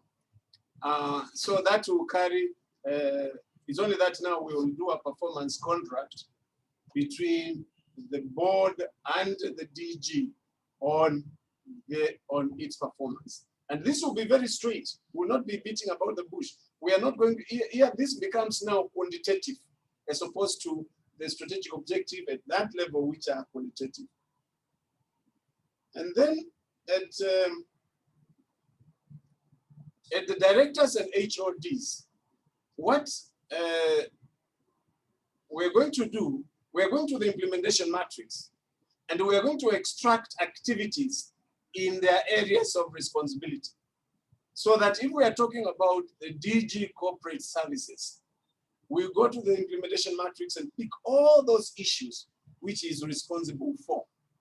And then we will identify on what perspective they fall under and what are the strategic objectives, and again, the activities. And then we agree on performance indicators and targets weighting and for this quarter.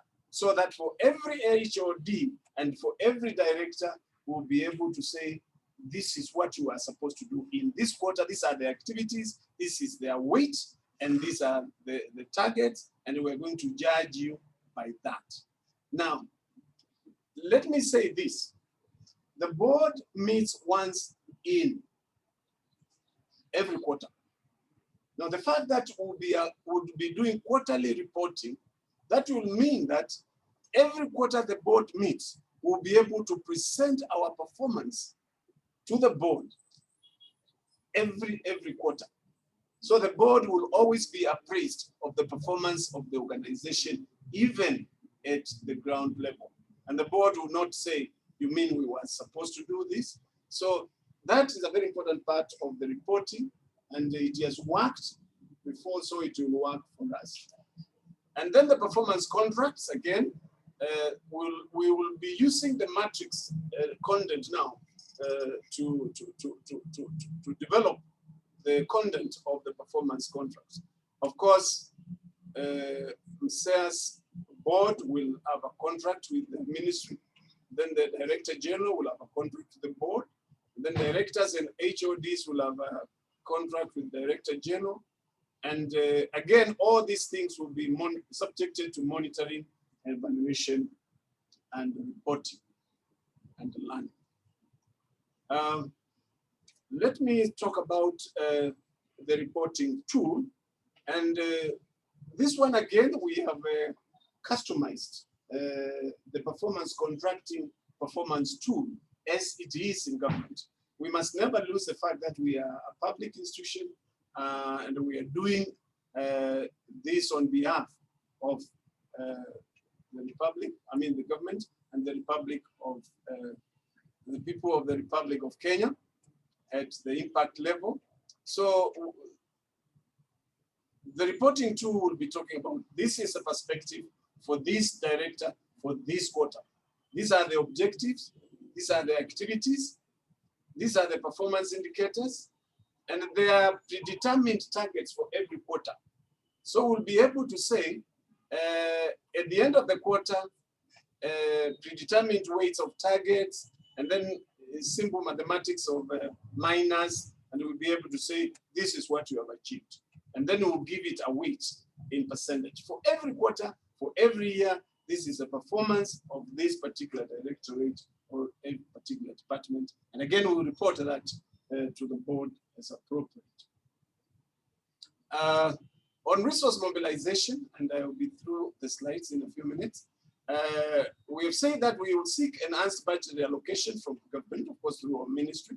We want to continue engaging development partners and donors, and we want to conduct the affairs of MSEA in a way that the partner will really want to do business with us. That is how it works. And then operationalize MSEA fund, establish MSE levy, and then income from work sites and centers of excellence, that is internally generated funds, fines and filing fees from the MSE tribunal, participation fees for local and regional trade fairs, registration fees for MSC association and umbrella organization. And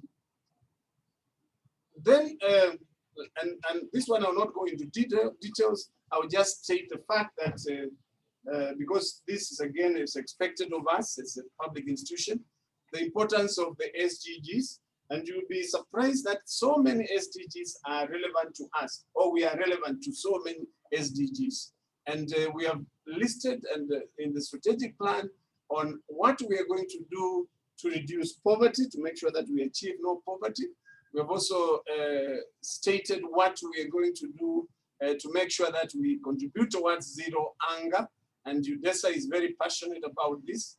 We also say, we have also stated how we are going to make sure that there is good health and well-being, particularly amongst the entrepreneurs. We also want to promote gender equality, and then also clean water and sanitation. We picked most of the sustainable development goals, affordable and clean energy, because as we interact, as you go through the document, you'll find out the link and the importance of MSEA, because the infrastructure of MSEA is already there to be able to assist in supporting this agenda. Reduced inequalities, responsible consumption and production, that's also crucial. And this is where cleaner production comes in and all that. And then life below water, this is the blue economy. Life on land, I think, and then again, partnership to achieve goals. You may find that we have not picked the 17 of them because some of them may be a bit remote on the on the responsibilities of MSEA, but most of them are. And then we have also recognized the role of MSEA in Africa Agenda 2063. Again, these are instructions from the Ministry of Planning as to what we should consider, because the government is signatory to all these initiatives. So we want to make sure that we are helping this initiative.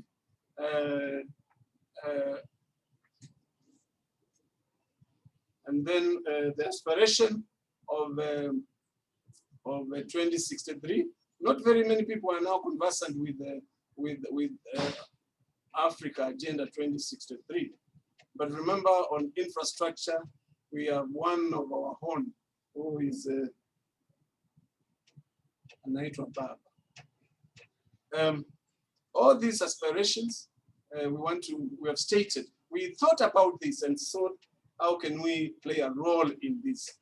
And again, all that. And the East African community, again, we also want to be, there's a lot of marketing we have to done in the East African community, and a lot of collaborations which we've done. And there's a lot which can be done. And we are saying we want to involve MSEA as much as possible. And then, of course, the Vision 2030, the midterm plan, we have no alternative but to be involved, and we are very relevant to it. We have stated, Chief Guest, how we are going to be a part of this. And then the Big Four agenda. This is also, the importance of this. There's a lot which can be done, and we have stated that on the 4 big agenda. And then also we have picked, and I will not repeat that because a lot has been said, we have picked on what we're going to do to fight COVID. All that, we've come up with a good strategy on that. And thank you for listening to me. I'm sorry I had to go a bit fast so that we don't keep ourselves here unnecessarily long.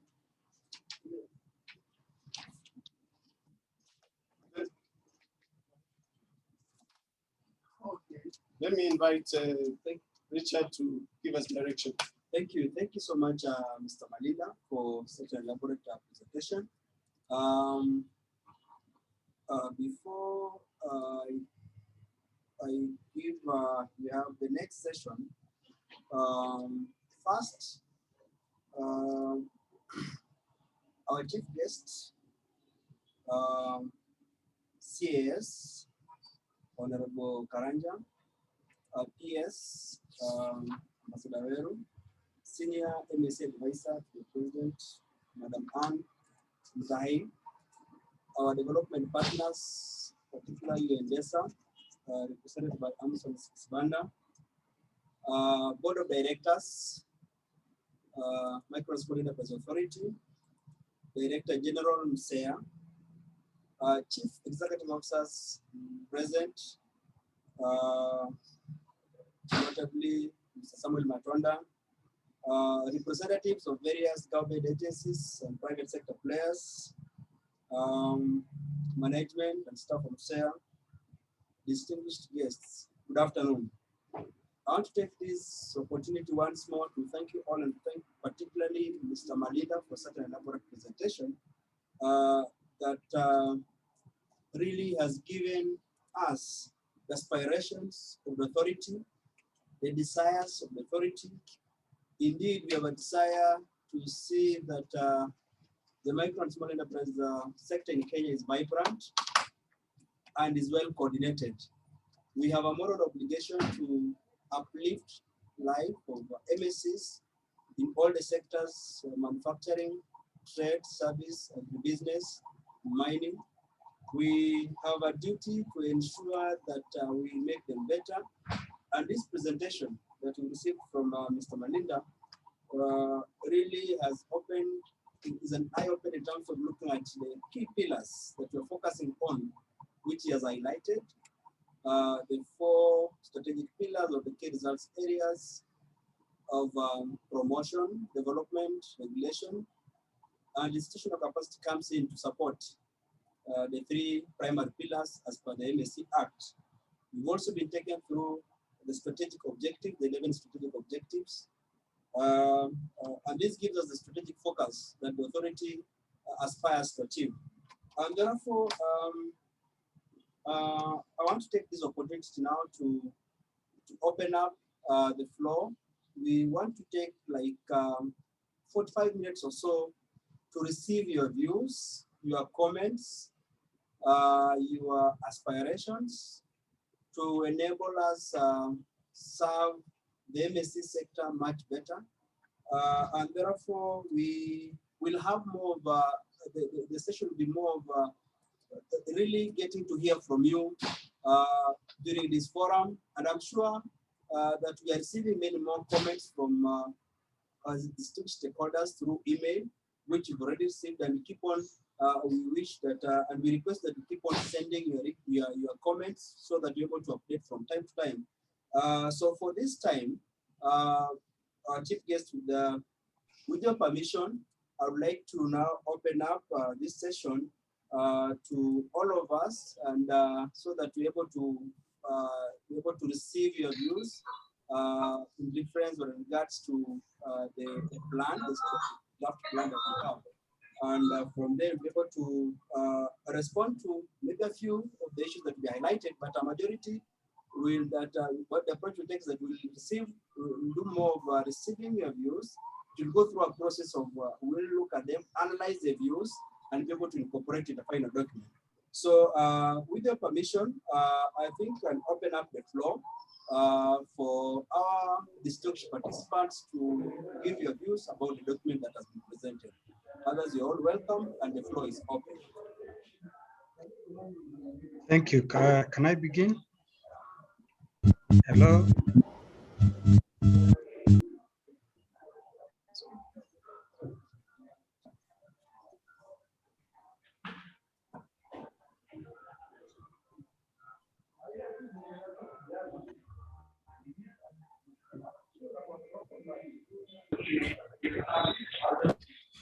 Hello? Hello? Hello?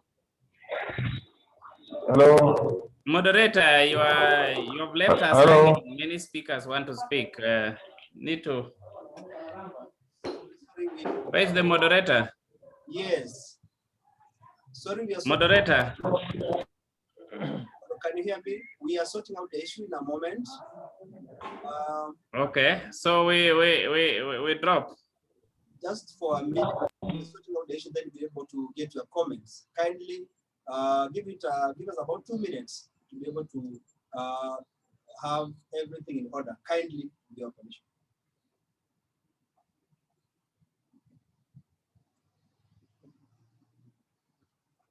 Thank you. Now our systems are okay. Welcome. Let's get to hear from you.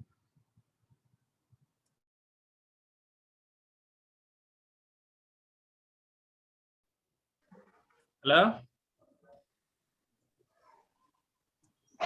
Oh, hello.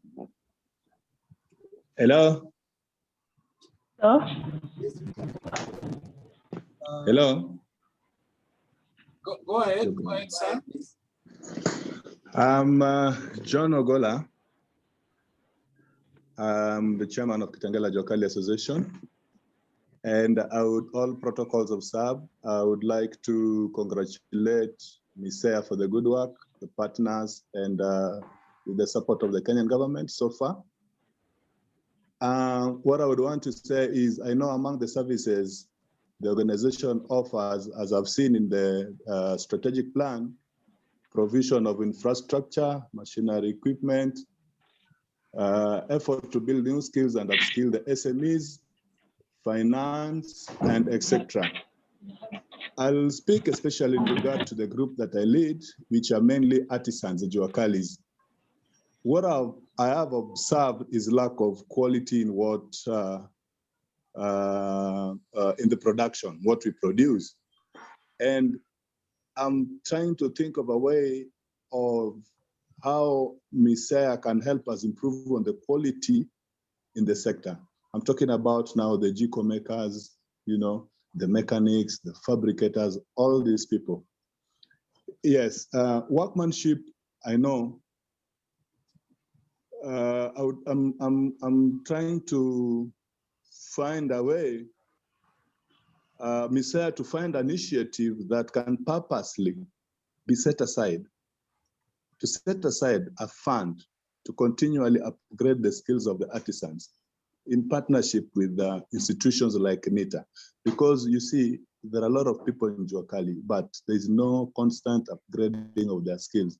And one of the challenges is the fee that is required by NITA to maybe train and upgrade one on their skills. If this upskilling is put into perspective and is followed up, I know many artisans will have quality, will produce quality work, and that will increase the production and generate revenue, which again will improve employability of these artisans. They'll have a good quality of life because of the good revenue that they'll be attracting. And I know if we have such more youths who are not employed, we'll see there's some kind of growth in the sector. Otherwise, if we leave these young guys and men just to do what they know without motivation to improve on their skills, I know we have international labor that requires people who are certified and qualified. And most of the people in Juakali, they're very qualified, more than even the people who've gone to these big technical schools. But because they don't have that certification, they're unable to get these jobs, nor even get the tenders from the government or private organizations. So I'm trying to think of or advise or seek for a way how MSEA can put this as one of their key areas in terms of certifying, helping these young men and women get certification so that their job can be productive enough. Thank you.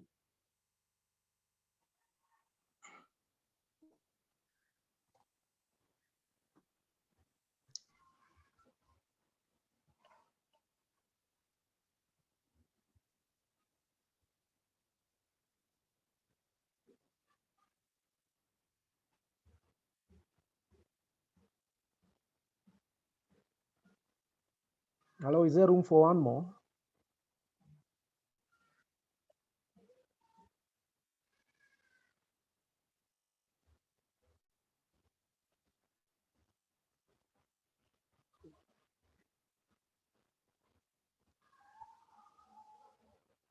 Hello, good afternoon. Is there room for one more suggestion, please? Moderator, kindly coordinate. Thank you. We're waiting for you, Mr. Abubu. Okay, thank you so much. Yes, my name is Wambui Shohi. I am a franchise consultant, and I've basically listened through this presentation, and I must say it's a fantastic document, very well thought out, very, very well prepared, but there is some room for improvement. And I'm particularly talking about strategic objective number 2 in the area of increase for SMEs access to markets.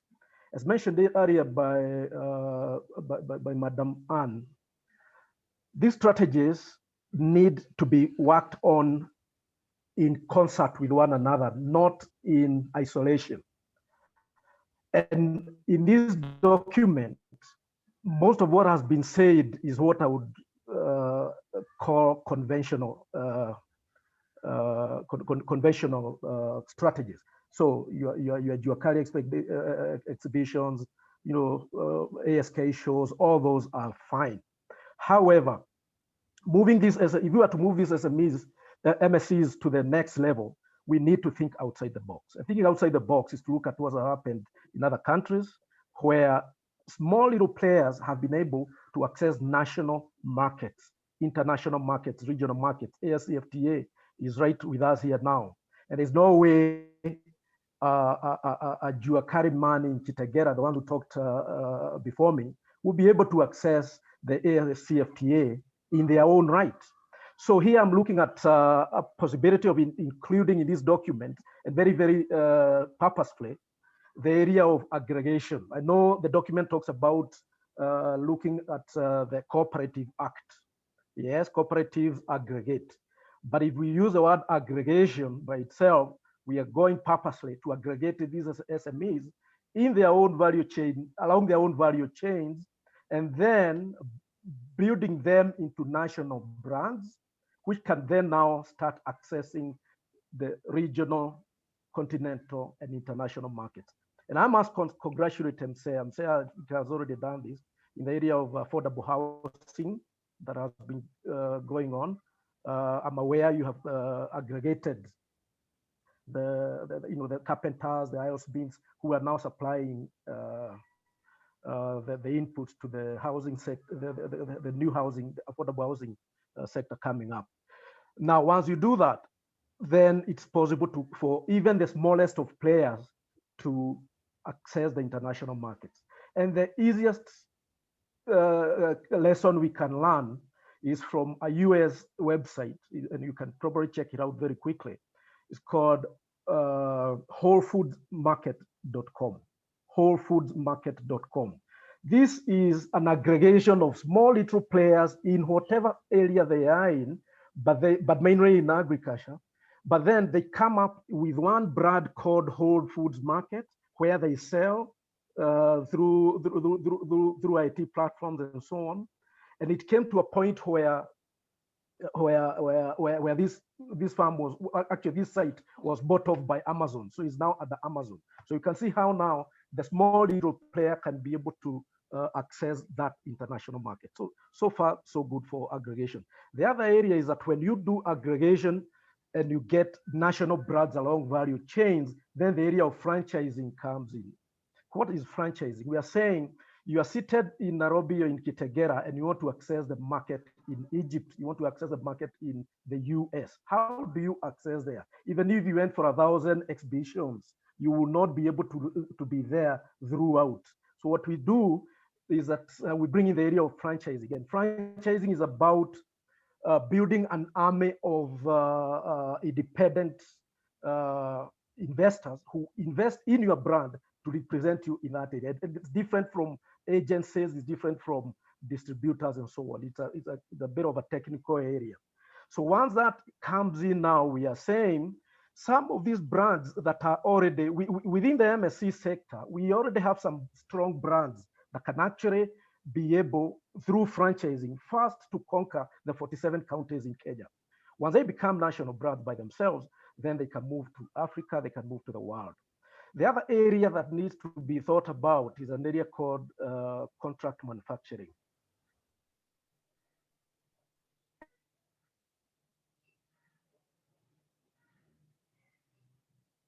We're losing you. And the fourth one, and I will talk about them so then you see the difference. The other one, the contract manufacturing and innovators, yeah, not have money to scale up. And then is that if you have an innovation, after patenting or rather after protecting your IP in the area of your innovation, you can then look for people who have capacity to build your brand or rather to produce your goods under a license. So those things need to be thought through very carefully, and I'm glad Mr. Ridhai has asked me that I can put together something that can be included by Monday. Thank you so much for that, Mr. Ridhai. So these are areas that are not very common, very commonly used by SMEs, but they hold the key to scaling up these small businesses. Thank you so much. For that value addition. I want us to agree that since we want as many people as possible to give their contribution, let's take 1 minute only per person so that we'll have as many people. Remember, this is not a paper we are defending. We value your contribution. So just give us the bullets. Give us the bullets. Tell us contract this and that, and then we will expand it from there. Where is Anne? Anne, Eda, and up.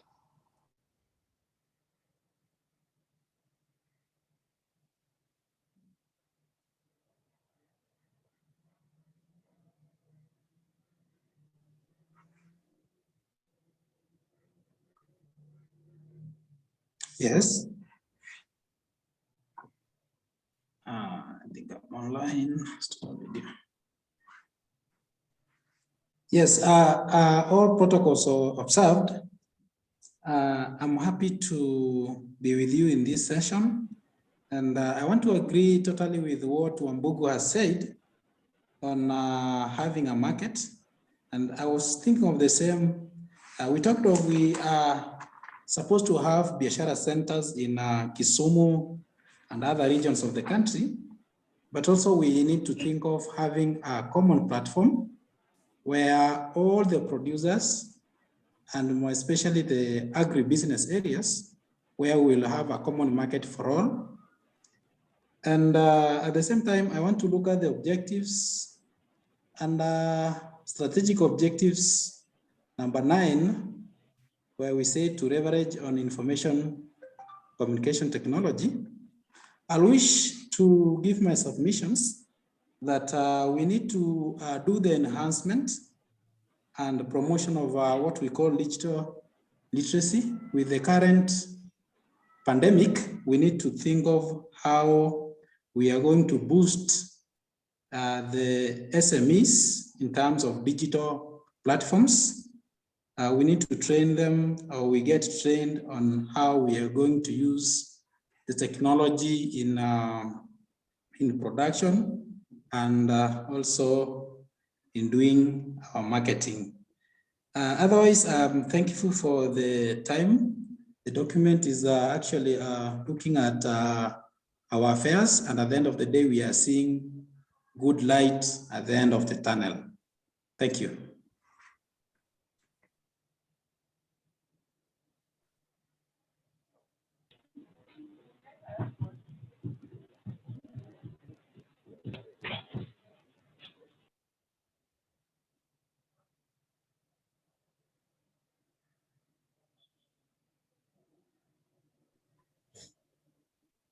Thank you so much, the moderator, for allowing me in. I will not take much of your time. I'm Patrick Nyangweso, the Chief Operations Officer for Kenya National Chamber of Commerce and Industry.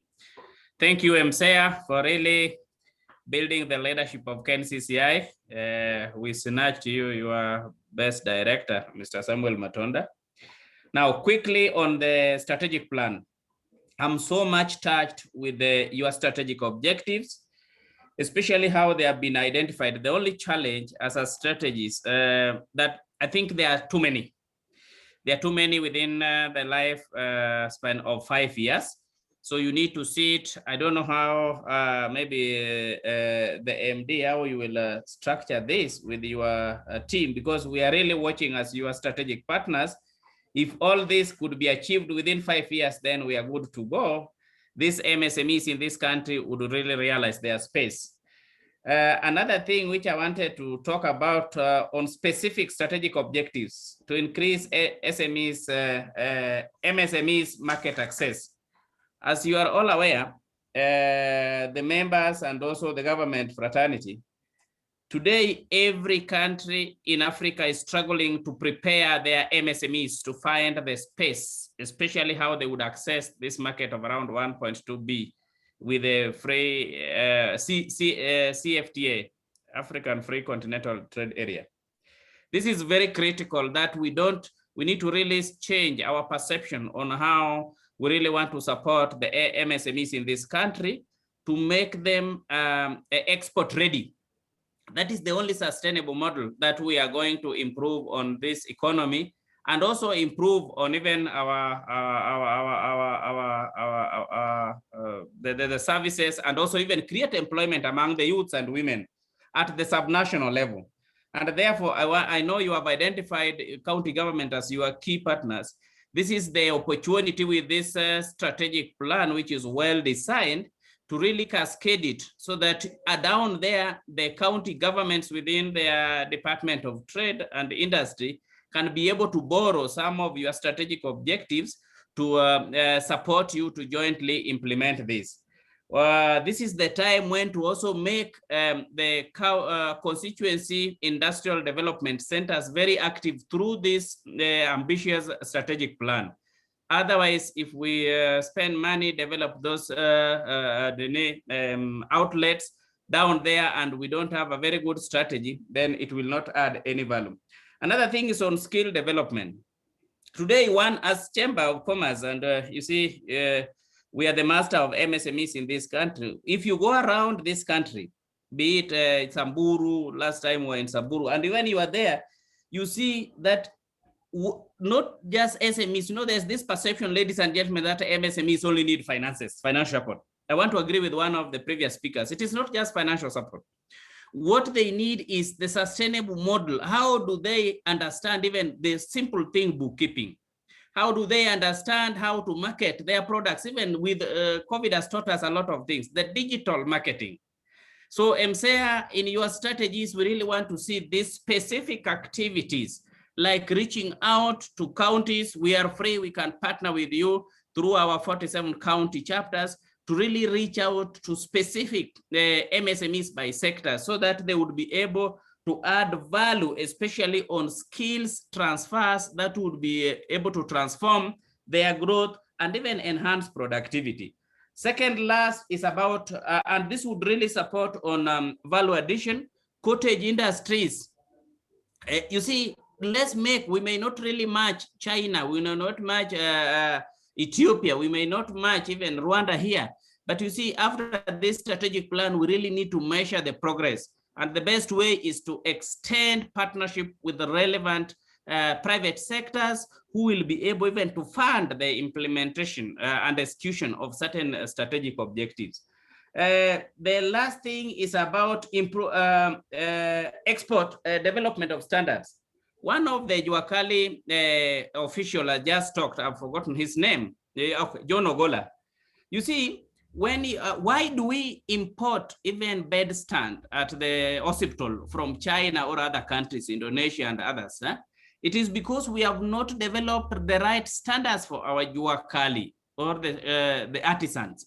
We need to use this through the sharpening of the skills, this strategic plan, to reach out to all potential development partners, private sectors, and through the other mother ministries, like I know Ministry of Trade will take lead on this, but there is now no harm by extending it even to Ministry of Housing and, for example, Housing and Urban Development, so that we develop right standards to make our MSMEs, especially the innovators, competitive, not only a global level, but even within the region. There are certain things we import in this country, not that we don't have the right skills. It is because we have not taken time to impact the right skills. All the time, we only think of finances. Finances, can we give finances to these groups, finances to these youth, finances to these women?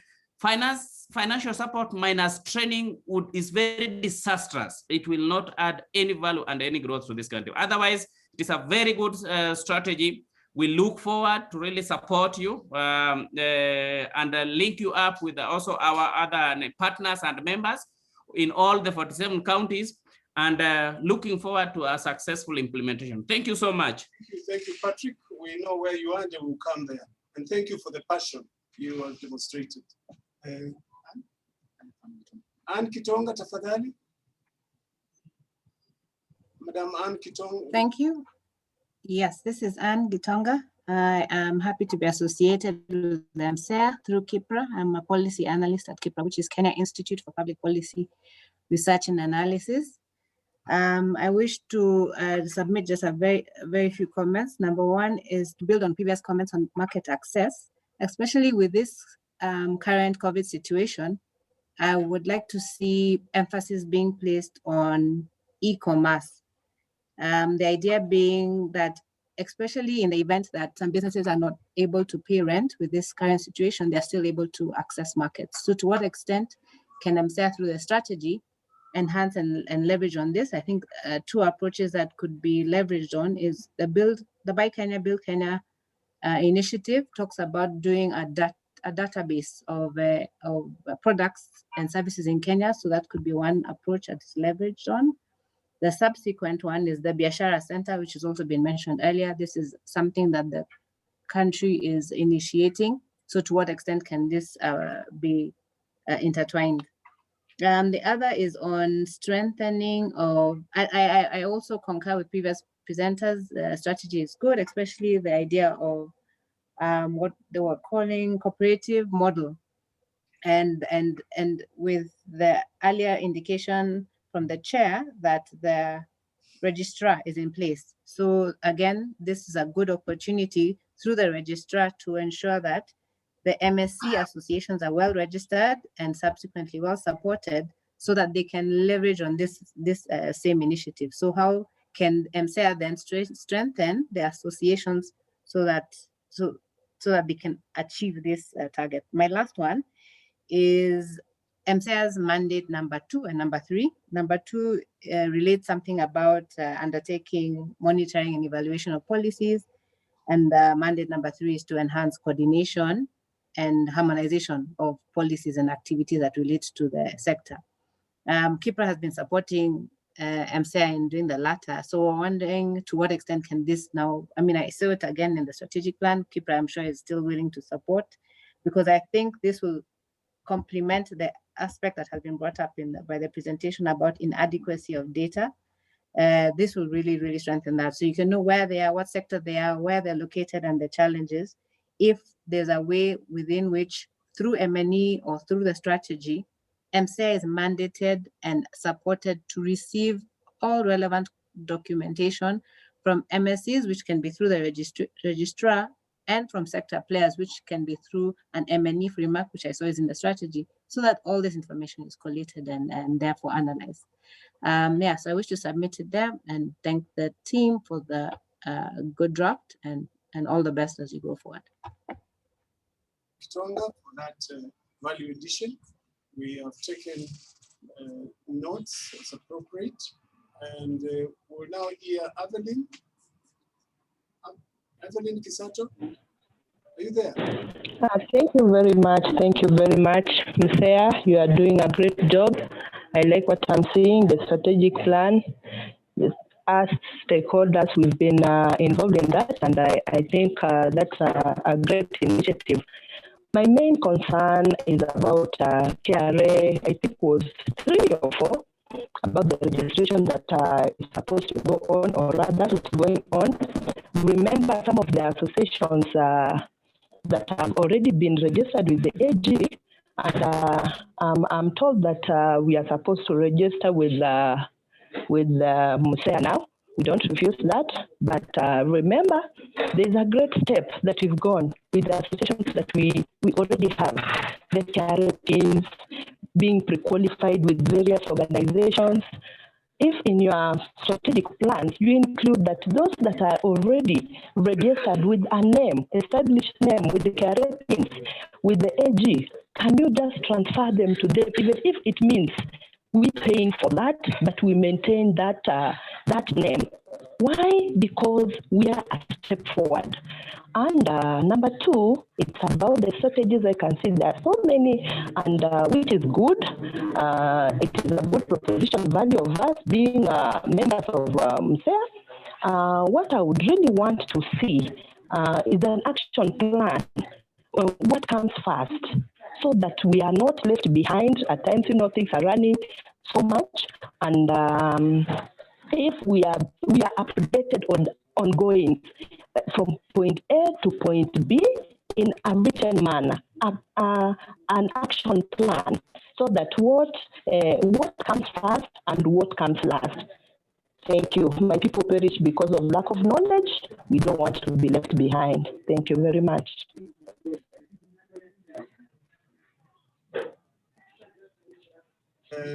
You could unmute after that. No.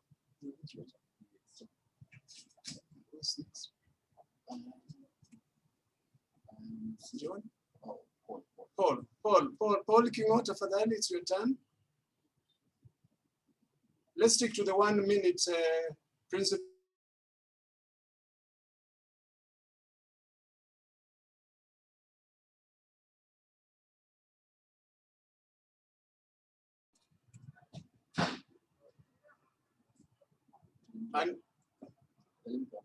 Unmute.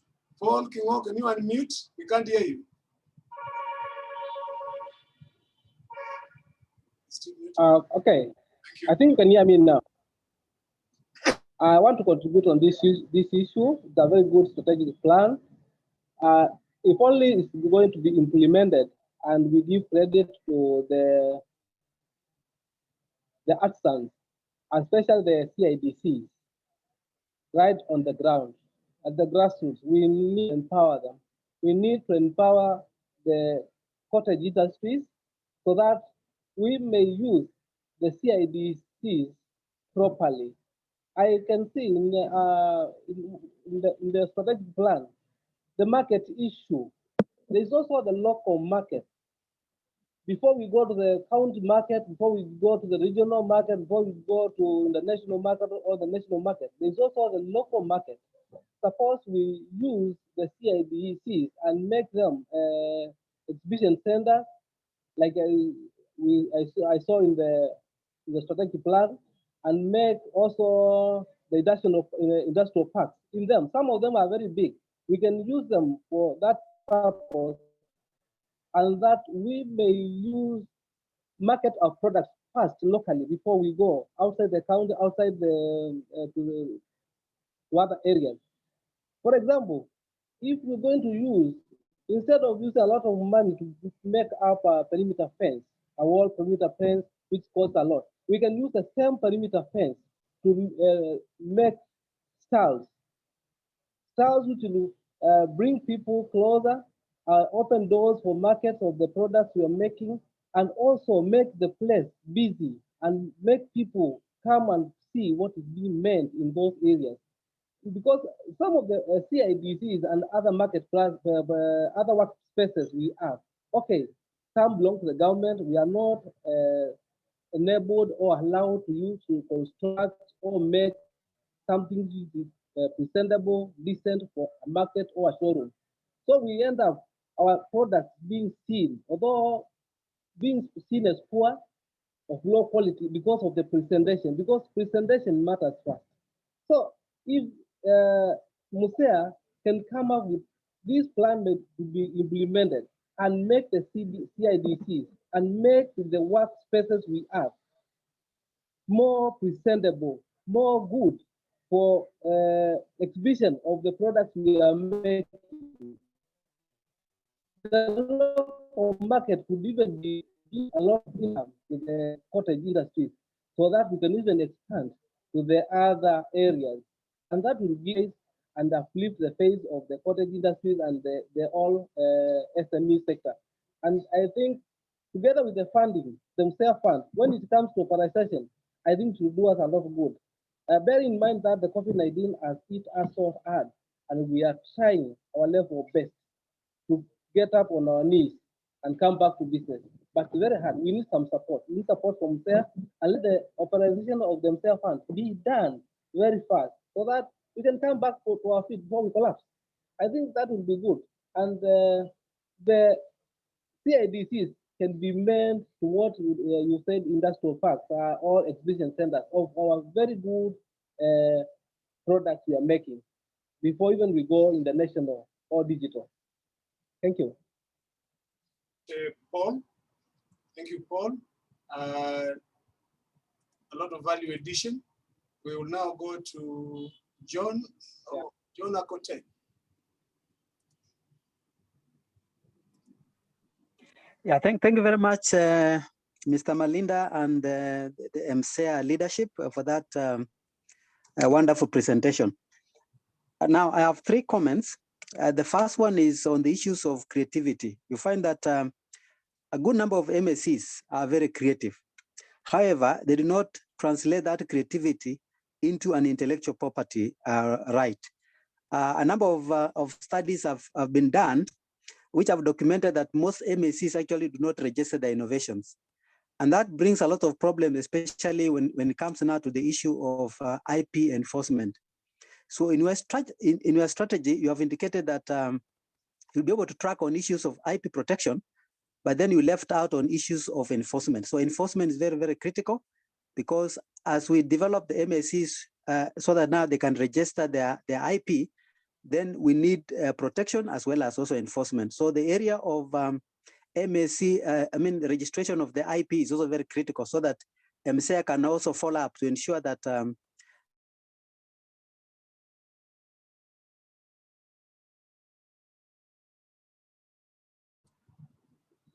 John, we are losing you. Dr. Akoten? That the MSCs are able to grow from micro to small to medium to large. And as you know that most MSCs actually die within 3 years of the establishment. So we need to have a mechanism of how do we monitor these MSCs so that they can actually grow, from that small stage to the large stage. And then the last one is that you have actually underscored the importance of monitoring, evaluation, reporting, and learning.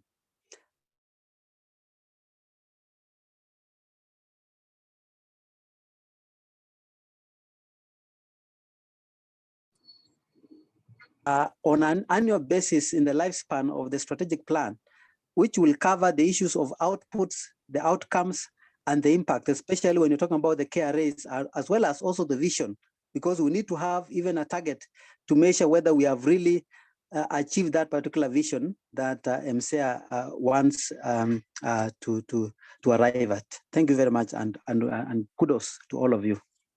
Thank you, Dr. for a lot of value addition.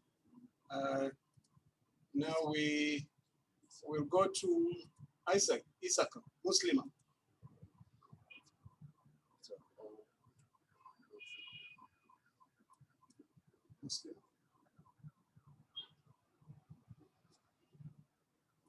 Isaac Muslima, you there? It's not there. Okay, let's have Entry Mukiria Tafadhali. Unmute and the floor is yours. Yeah, thank you. Thank you. First of all, I'd like to thank MSEA for this it's a very impressive strategic plan. And I had quite a few questions myself, but after going through the part of the strategic plan, there are a lot of, it covers all the questions I have. My issue, or what I think is most important, would be, first of all, implementing this strategic plan. And also, more important, is just making sure that the general public and the micro and small enterprises know of what you're doing and how you're going to do it. This is very important, and you need to get your message out to everybody. Thank you. Being brief.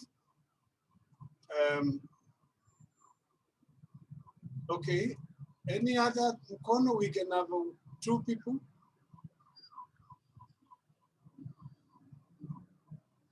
Okay, thank you very much. Looks like we have exhausted those people who wanted to speak. Now, what normally happens is that when you go home after these discussions, you remember something comes into your mind. So we want to request you, please, we will leave the room open for at least the next 2-3 days so that you can also give contribution. You can write to MSEA, you can write to the Director General. We have some, maybe Richard, you can make a comment on this one, how they're going to. Thank you so much for your invaluable contributions. Just to echo what Mr. Malida said, the floor is still open, the window is still open for the next 2-3 days, so that we're able to get as much as possible from distinguished participants. The email address that one that you can use is MSEA, is strategy@msea.go.ke to share more feedback from your side. You can also continue looking at a document on our website just to make it more appropriate to the environment that we're operating in. So we really appreciate your comments that you've given us. We'll probably respond to a few that have been raised. Others we may not will incorporate in the document, the final document. At this time, probably I would like to request the Director General to make some few comments related to the same before now we continue with the program. Thank you. Thank you, Richard, and thank you, our stakeholders, for your very, very important contributions. Like the consultant has mentioned, we may not really respond to everything right now, but we have taken note of all of them, and the final document will reflect over 90% of what has been mentioned. Now, I just want to respond to around 3 to 4 things, mainly because besides this being a validation workshop, it's a good opportunity to clarify 1 or 2 things that are important for the sector, and because they also form the core of this strategic plan. One is that this strategic plan will be implemented. So that fear, I want to dispel it. We will implement this strategic plan, and all stakeholders will be involved in the implementation. 2 key areas, one on registration, and especially for existing businesses. I really want to assure the MSC associations that are existing that the registration framework that is there is cognizant of that, and there's no fear in terms of losing your identity. Remember, you couldn't be an individual MSC, you couldn't be a company in the MSC space, you couldn't be a cooperative, and all those are provided for in our registration that is coming up. And that is very important so that we understand what is happening. The second one is that, and especially from Kipra, it is true that we need to embrace e-commerce, and we have really invested in that. That is a very good comment, because as we speak now, besides what you have mentioned, Madam Gitonga, there is an ongoing initiative with the International Trade Center and ILO and MSEA to come up with a portal that will be live soon to support MSCs in terms of capacity building, e-learning, and that will be upgraded to one's e-marketing so that we can go to compare the MSC products. I thought that is important, but again, that must be properly captured in the strategic plan, together with the issue of upgrading associations to cooperatives and supporting cooperatives, again, as models for marketing MSC products. There was a very important comment again from one of us with regard to certification of artisans. And again, that is a very good comment that we take positively. But I also want to mention that it is an ongoing initiative, because like now, if you go to the partnerships we have, which want to upgrade to at the State Department level in charge of technical and vocational training, we have an ongoing and very successful partnership with the Eldoret National Polytechnic. And what is going on there is training and certification of artisans in technical areas. So that is again, very, very, very important for us. The CIDCs that we have, as you can see in the strategic plan, over 80% of those are already operational. What we will work with the stakeholders in doing is enhancing that so that value addition, cottage industries, and technical capacity improvement for the micro and small entrepreneurs and their products will take the center stage. So again, I think that is a very good contribution, and we'll work on it. I don't want to comment on everything, only that I also want to mention that even as we speak, in a strong partnership with the Stanbic Bank Foundation, we are actually providing IT equipment, computers at the CIDC level for the MSCs to be able then to appreciate technology more and support use technology in the learning and improvement of their products and businesses. I don't want to respond to everything, because what you have really given us is a serious eye-opener. So Richard, I think those are the only comments I wanted to make, to just focus on registration and the fears that might be there, the issue of e-commerce, and the issue of product quality improvement and cottage level manufacturing. Thank you. Thank you so much. Thank you. Comments from the chair. Thank you very much, moderator. Thank you, DG. I just want to respond. DG has actually covered almost everything that I wanted to say, which in a short time, which is very good. I want to respond to issues that were also raised by many of you, including Ogola of Juakali Association. First of all, Ogola mentioned the lack of quality of Juakali products at their fabrications level or mechanic level and all that. And I want to mention that we are now implementing tooling project where we are providing various tools to the sector, including the lathe machines, so that they can improve their product quality and product productivity, so that they can be able to be competitive in the market. Again, we are addressing the issues of mass production. You find that a Juakali who make a table per day cannot be productive. We would want to provide the common user facilities so that within their work sites, within the CIDCs, we provide them with machineries, we provide them with capacity to be able to cut, to be able to mold, to be able to improve their product quality within a very short time, so that they can be able to achieve the mass production.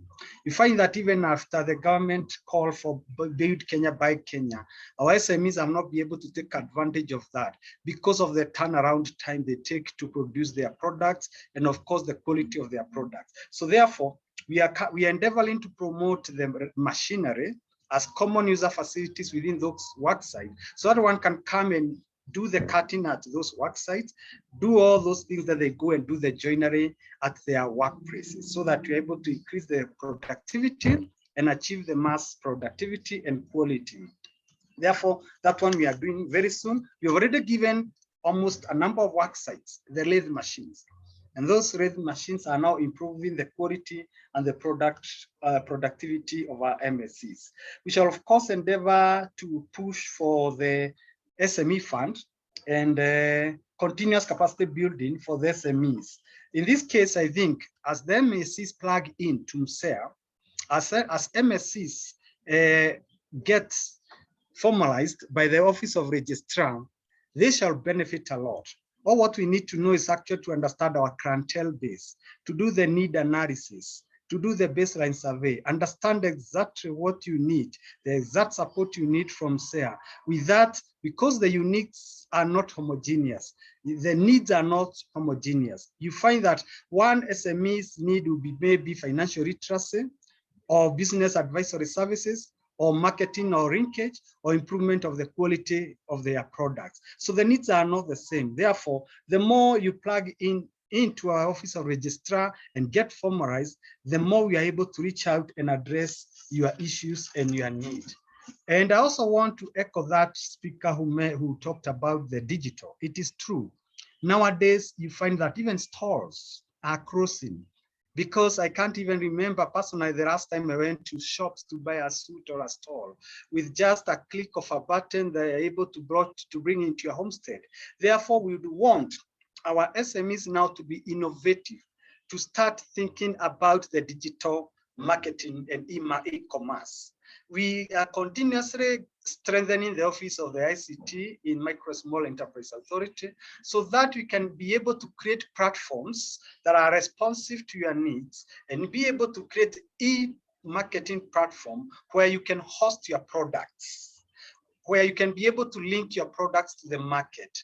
And institutions that were quicker enough to adopt the digital marketing and to e-commerce are the only institution in the world that survived the past COVID menace.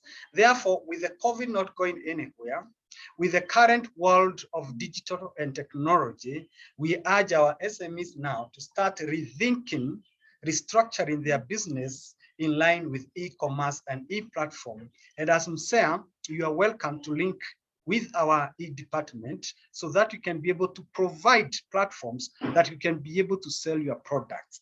That one we shall be able to do as soon as we launch the SME fund.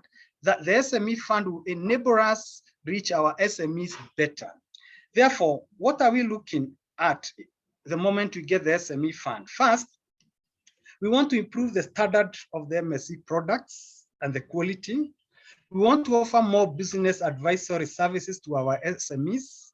And we also want to offer financial literacy to our SMEs. And of course, provide the startup capitals and have accessible and affordable financial products that are custom-made for our SMEs, among a number of things that we are going to do. We are looking forward at expanding the scope and partnership with our donors. The World Bank is coming in also for Women Project. We've been implementing Kenya Youth Employability Opportunity Project that has done very well in the country. Now we want to focus more project on the women and entrepreneurship as well, and we are inviting more donor partners to come on board. Thank you very much.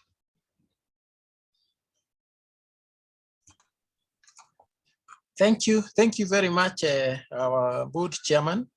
I think friends, partners, colleagues, we are coming to the tail end of our program, and we will be shortly asking the chair of our Bond Strategy Committee to make final closing and appreciation remarks, and then thereafter lead us in a word of closing prayer. But before I do that one, I want just to say we are extremely grateful and we are happy the journey we have taken. And like has been highlighted by all the speakers, we are going to implement what we have discussed. We are going to take in your views and we'll consult you more and more. Please look at the forum and the contacts that have been given for additional comments, so that then this document is rich and carries the dreams of the sector, of the country, and of the region. Allow me now, please, to welcome the chairperson of the authorities Strategy Committee, Director Zora Baraka, a leader in business, a leading female entrepreneur, recognized locally and internationally, to make her closing remarks. And Director Zora, please, you will also lead us in a closing prayer as earlier agreed. Thank you.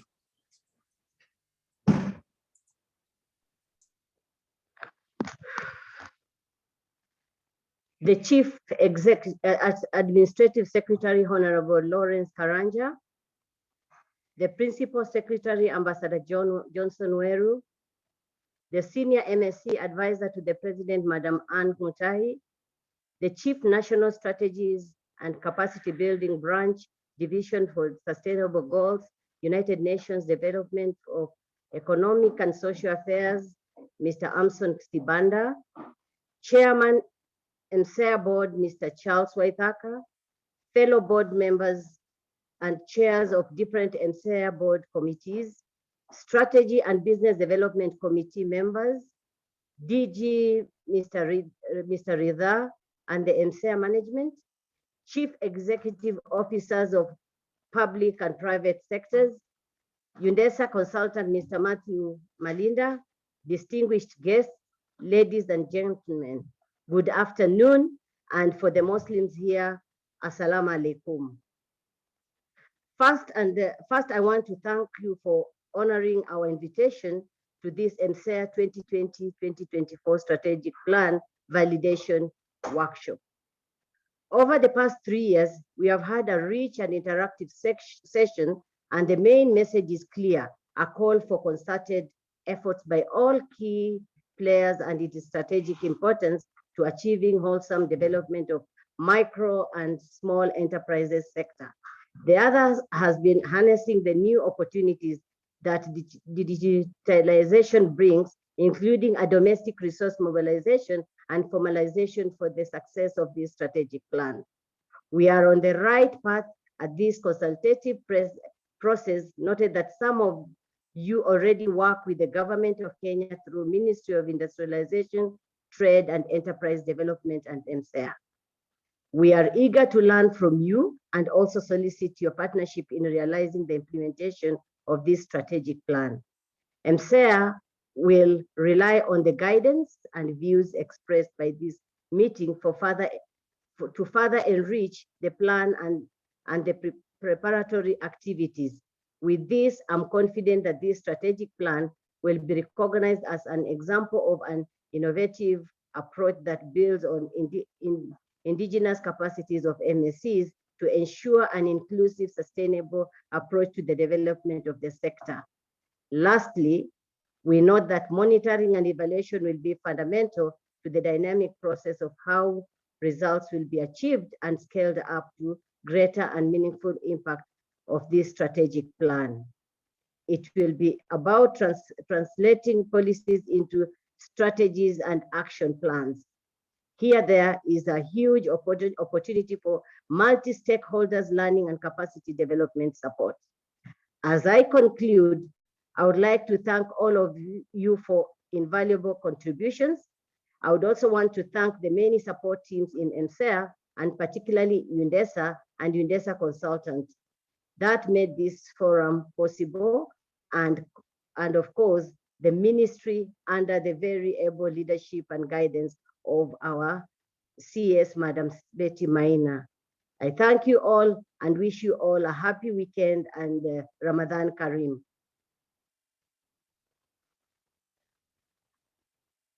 Let's pray.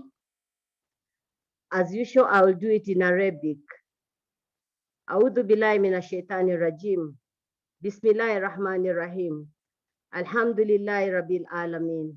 Ar-Rahmanir Rahim. Maliki yawmiddin. Iyyaka na'budu wa iyyaka nasta'in. Ihdina siratal mustaqim. Siratal ladzina an'amta alaihim. Ghairil maghdubi alaihim. Waladwalin. Amin. Bismillahir rahmanir rahim. Kul a'udhu birabbin nas. Malikin nas. Ilahin nas. Min sharril waswasil khannas. Alladhi waswisu fi sudurin nas. Minal jinnati wan nas. Bismillahirrahmanirrahim.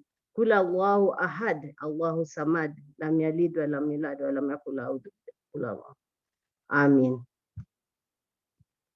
Thank you so much. And I think we bring the meeting to an end. Back to DG Henry Ridha. Thank you so much. Thank you very much, Director Zora. I wish I would know how to say that in Arabic, but my name is MSE and I'll also learn. Now, I want then to most sincerely thank everyone, our chief guests and all our seniors and dignitaries present. And as I wish you a brilliant weekend, let me challenge each of us this weekend to speak and especially buy something from an MSE. Thank you and may God bless you. We shall engage more in the coming days as we set the date for the launch of this strategic plan. Be blessed.